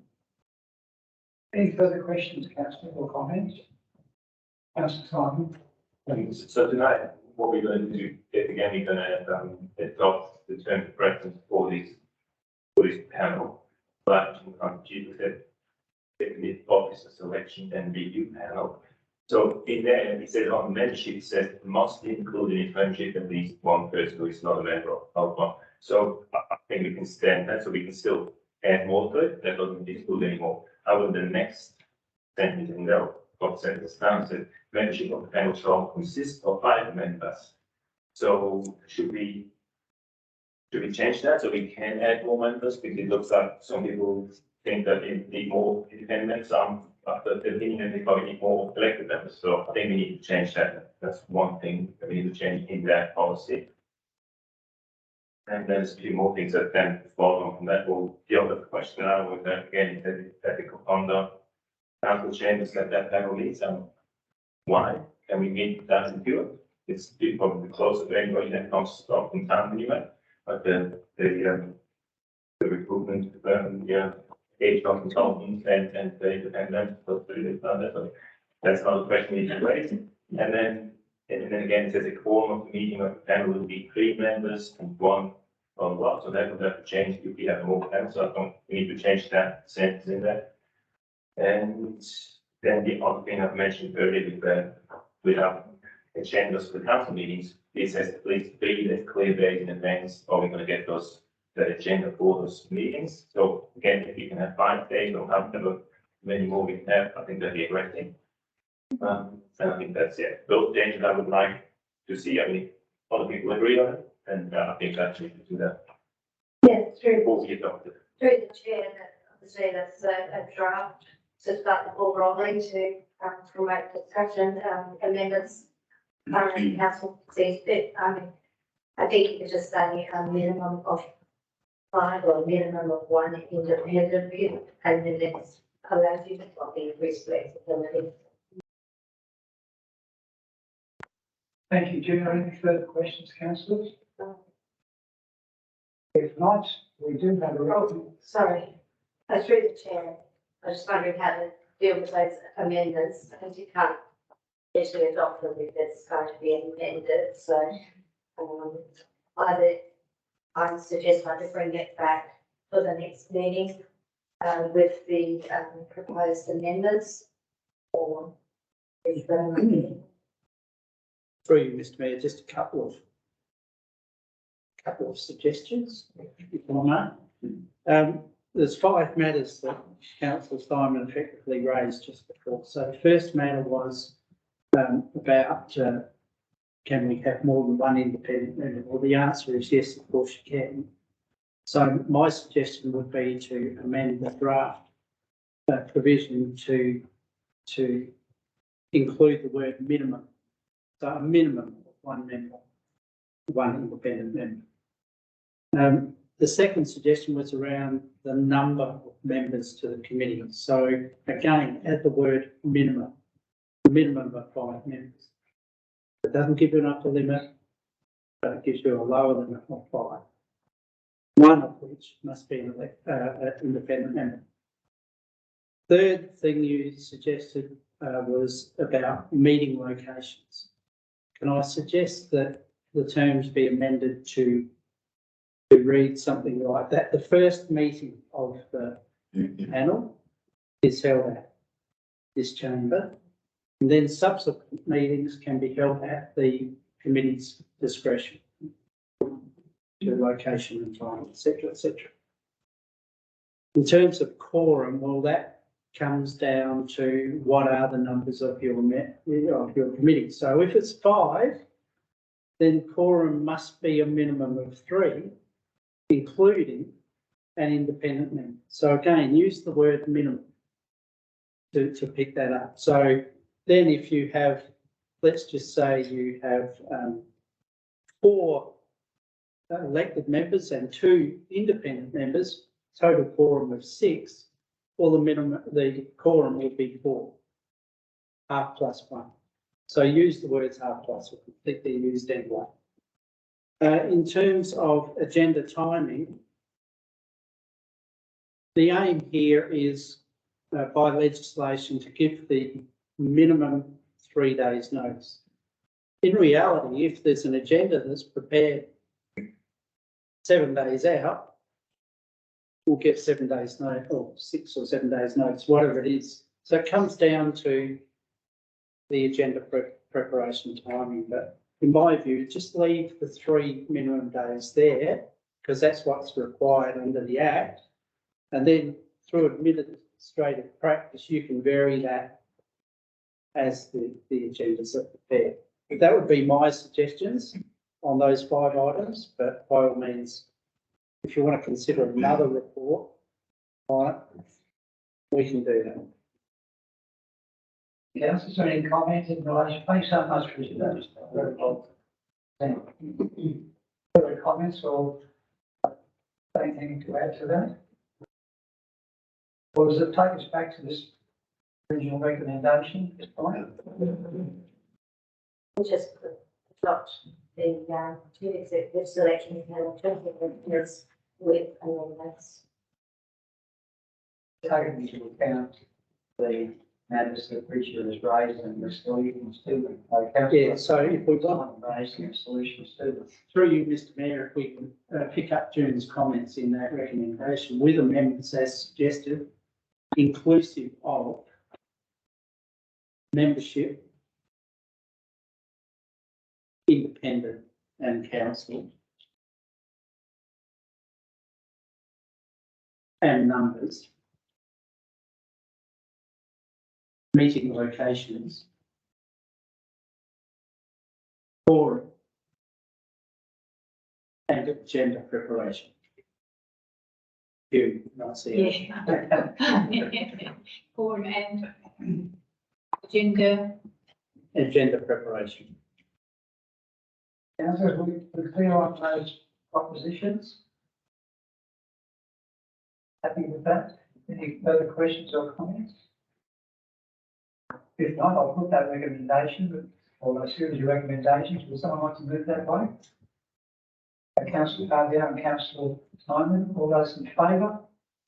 Those opposed, that's carried. Thanks so much, Jen. Well done. We move on. Thanks, Councillor Simon, for raising those matters. We move on to almost home time. DG Alliance. Comments 3.4. Yeah, we're going to the conversations on notice, councillors. We just need. I might wait for Richard to come back in, shall we? Yeah, June's coming in. Find him.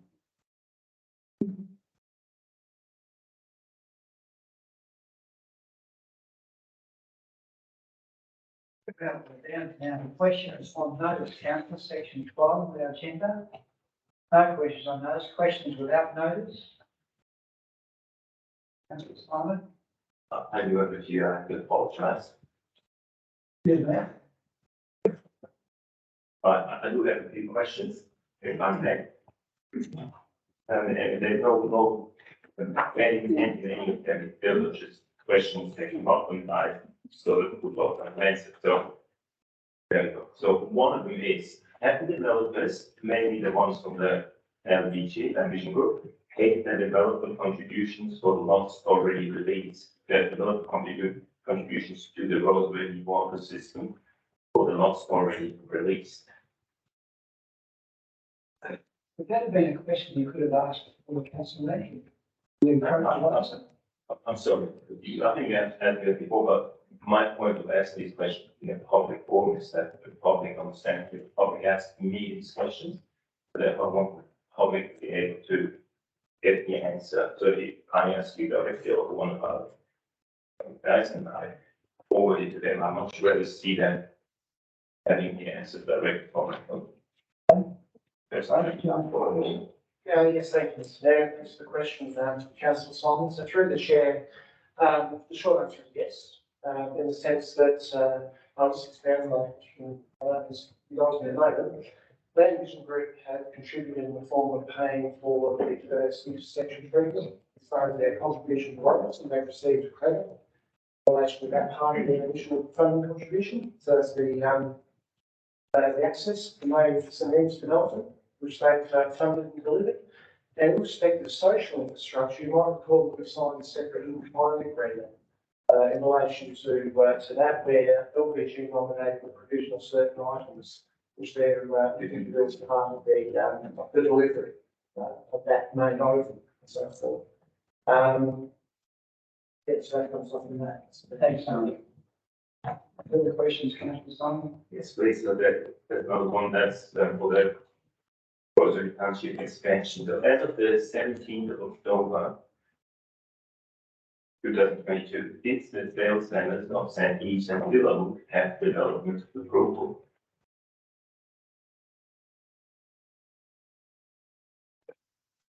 Again, thank you. And through the chair, I'll take up my notice if I may. Only in the sense that I can't recall the exact name relationship with your specifying the question. Around that time, but I'll have to double check the specifics. Thanks, Councillor. Councillor Simon, another one? Yes. I think, well, I sort of heard a rumor about. We've done pretty good. No, it's very important. We've done only to rumor, I just put it that way. I know it's a fact actually, that there's some Supreme Court action happening that the council, I don't know if it's against the council or against the decision of the council or however it is, but there's some sort of Supreme Court action that I'm wondering. Well, actually, I'm wondering why I have to hear that from other sources that directly on the council. I think that's a quite serious matter. So I don't know if anyone else here can certainly right on that. Again, I can through the chair, Mr. Mayor, thank you. So yes, the short answer is during the campaign period. That was raised in the Supreme Court concerning other developments the council being involved in. And one of the last items today, in fact, was I was going to announce we'll be looking at a special council meeting next Tuesday to go through that matter in a confidential briefing. So there are some aspects that we need to brief council on, we'll have some legal counsel involved, and we'll be looking for some guidance from council in relation to that. Thanks, Councillor Simon. That's something. That's nice questions. So thanks for the question, Councillor Simon. So in relation to the vote on Tuesday, will there be some great information provided for that? Again, through the chair, yes, then we'll be preparing an agenda. We're just waiting for some material in relation to that. The expectation is that will be circulated on Thursday. It's not necessarily going to be the same sort of substance as the normal agenda. It will be fairly targeted to that that's involved. And that'll be as a precursor to a briefing at the meeting. So there'll be an opportunity to work through that material and then discuss the items involved. Thanks. Councillor. So just through the chair, just Craig. When matters like this arise and Mayor Bill's not aware of that, is that normal that he's not in some sort of loop? I'm new to this, so I'm just trying to work out, but he doesn't need to know anything about it. And I feel a bit embarrassed for him that he's not aware of something that's important. I completely understand that through the chair. Certainly, our intent is to advise on these things at the earliest opportunity. We're mindful of the conflict of caretaker though. This particular matter, we've had to hold over until the council appointed, at least that was the view that we took, for appropriate reasons. So there's no issue with that. It's just a matter of procedure that seems to have intersected with where we found ourselves in this particular part of the election cycle. But certainly in normal circumstances, we'd be looking to do something as far as briefing at the earliest opportunity. In fact, if I may, the matter that we'll be speaking about has a short time frame attached to it. It's been brought forward. That's why we're going to have a special meeting next week, just so we can go through the particulars in an informed way. There wasn't a chance to bring it forward to this meeting, unfortunately, and the only way to do that would have been through a late item, which we're not inclined to do, because that's not fair to council, to put those sorts of items to council at short notice, really. Thank you, councillor. Any further, councillors? Councillor Simon? On that one more, I've called you out, but the one more I just want to add is the light one. I've noticed that the Angle Flat Road has been closed. Then there's going to be an intersection of that happening, and so on the plans, that's going to be the main entrance, it seems, to the involved development there. And I've talked about before, there's some old stands, but actually 3.7 stands of trees there. And so far they've been sort of protected well. I was just wondering if that's going to be the case, or eventually we're just going to run and roll through there, get rid of them all. Exactly, big fantastic on either side, there's nothing. And there's this row of beautiful trees, you put the rock keyboard there, but one does need to go through the trees. Fair question. Again, it's what's meant to answer if you're check. Yeah, the climate section is looked at towards the western end, with Black Road. Certainly our desire is to look at those to take. There's been work and initial overtures and expecting that. But there's a process to play out. And it's Harbour Road Reserve and the sort of negotiations which you will respect that. As far as the work is concerned, that you're correct. One of the interventions is being commenced as far as the horizontal intersection access point being constructed. I don't believe that road is going all the way through its point. This is the initial entrances of the effective development to the north. So there is still some time, but Simon and his team through the task force are leading the work in respect of those standing trees. And I have to bring a further report in terms of more detail update about that, because that's the future meetings. Thank you, Craig. Thank you, councillor Simon, for the question. Any further questions, councillors? Councillor Olsen? Thank you, Chair. Through the chair, several people that living on the corner of Plants and Redbanks with all the water build up that's come out of the new development have spoken to me and raised issues and asked what is being done to rectify that water flow.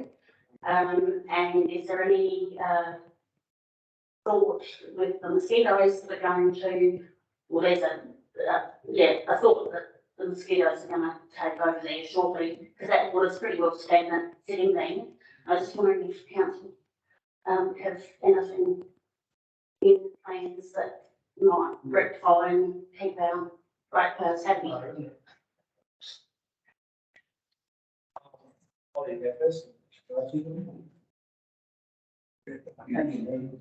Through the chair, thank you, councillor Allison.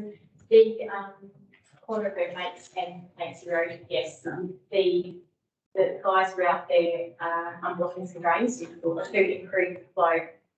There's a pipe that comes under Redbanks Road to the corner, and then it makes its way down further, as you know, past Parkers Road, and then it'll go off to the western side. That's part of the flooded area. It's all been part of the mapping of the Golden Belt stormwater management plan. And unfortunately, that corner shows very heavily. That's where it flooded, because it is a little bit lower than where it comes uphill. I was out there myself, having a look. The water very slowly is flowing.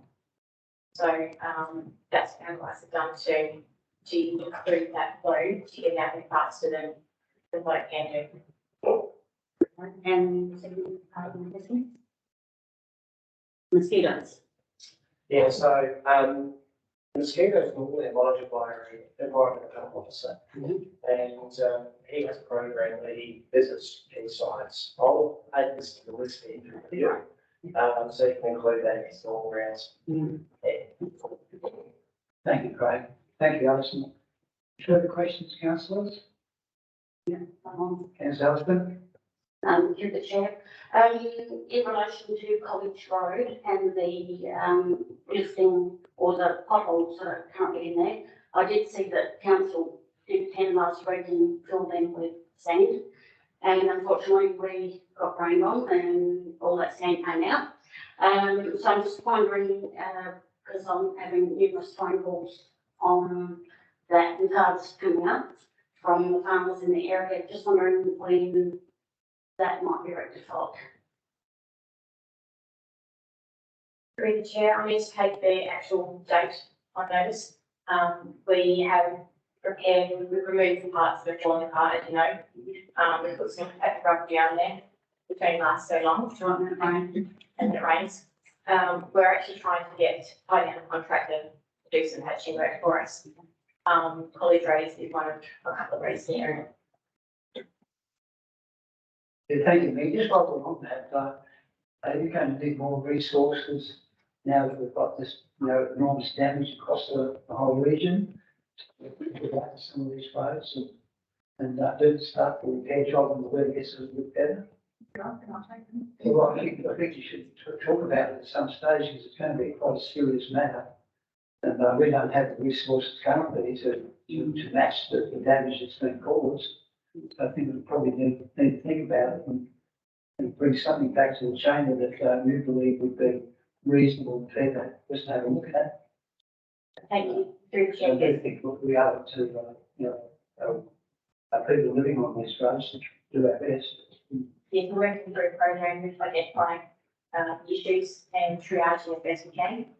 Yeah. To fix what we can with our resources. Yeah, We'll come back down. If we can find some other field, I mean, we're not, got to spend money on when it's needed, and, looks like, sounds like it's needed. Councillor Alison? Thank you, just through the chair, thank you, maybe just another one with the Clancy Road, Red Banks Road intersection with all that water that's been sitting there.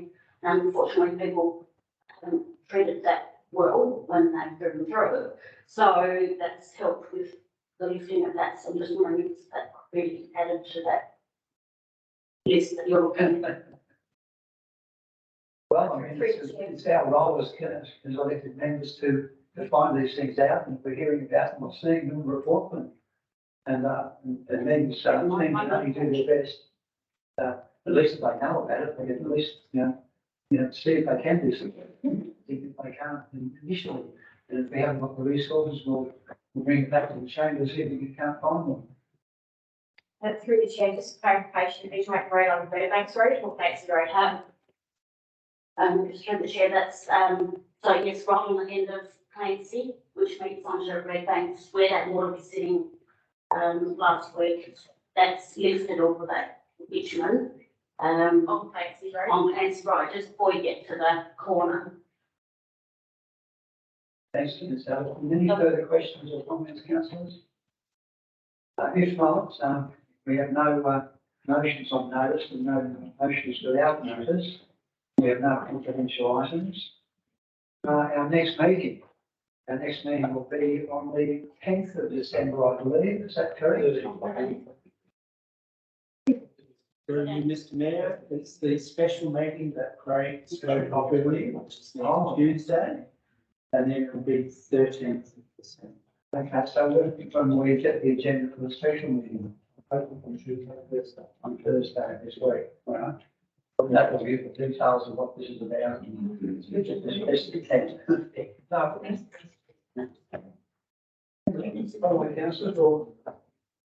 Yeah, thank you for your input tonight. I'm sorry if I bogged down one matter there for quite some time, but it's usually one matter. If it does bog us down, we don't usually which ones can be that.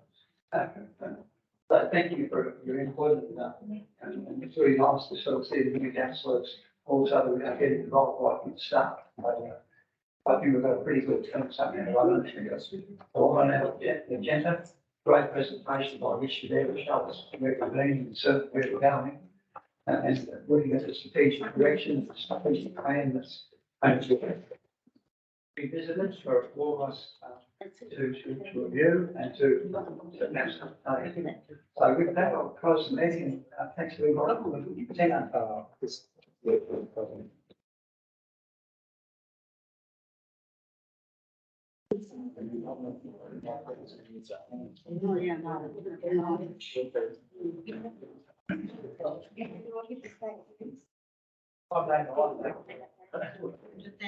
Yeah. I'll get it in the morning. Thank you.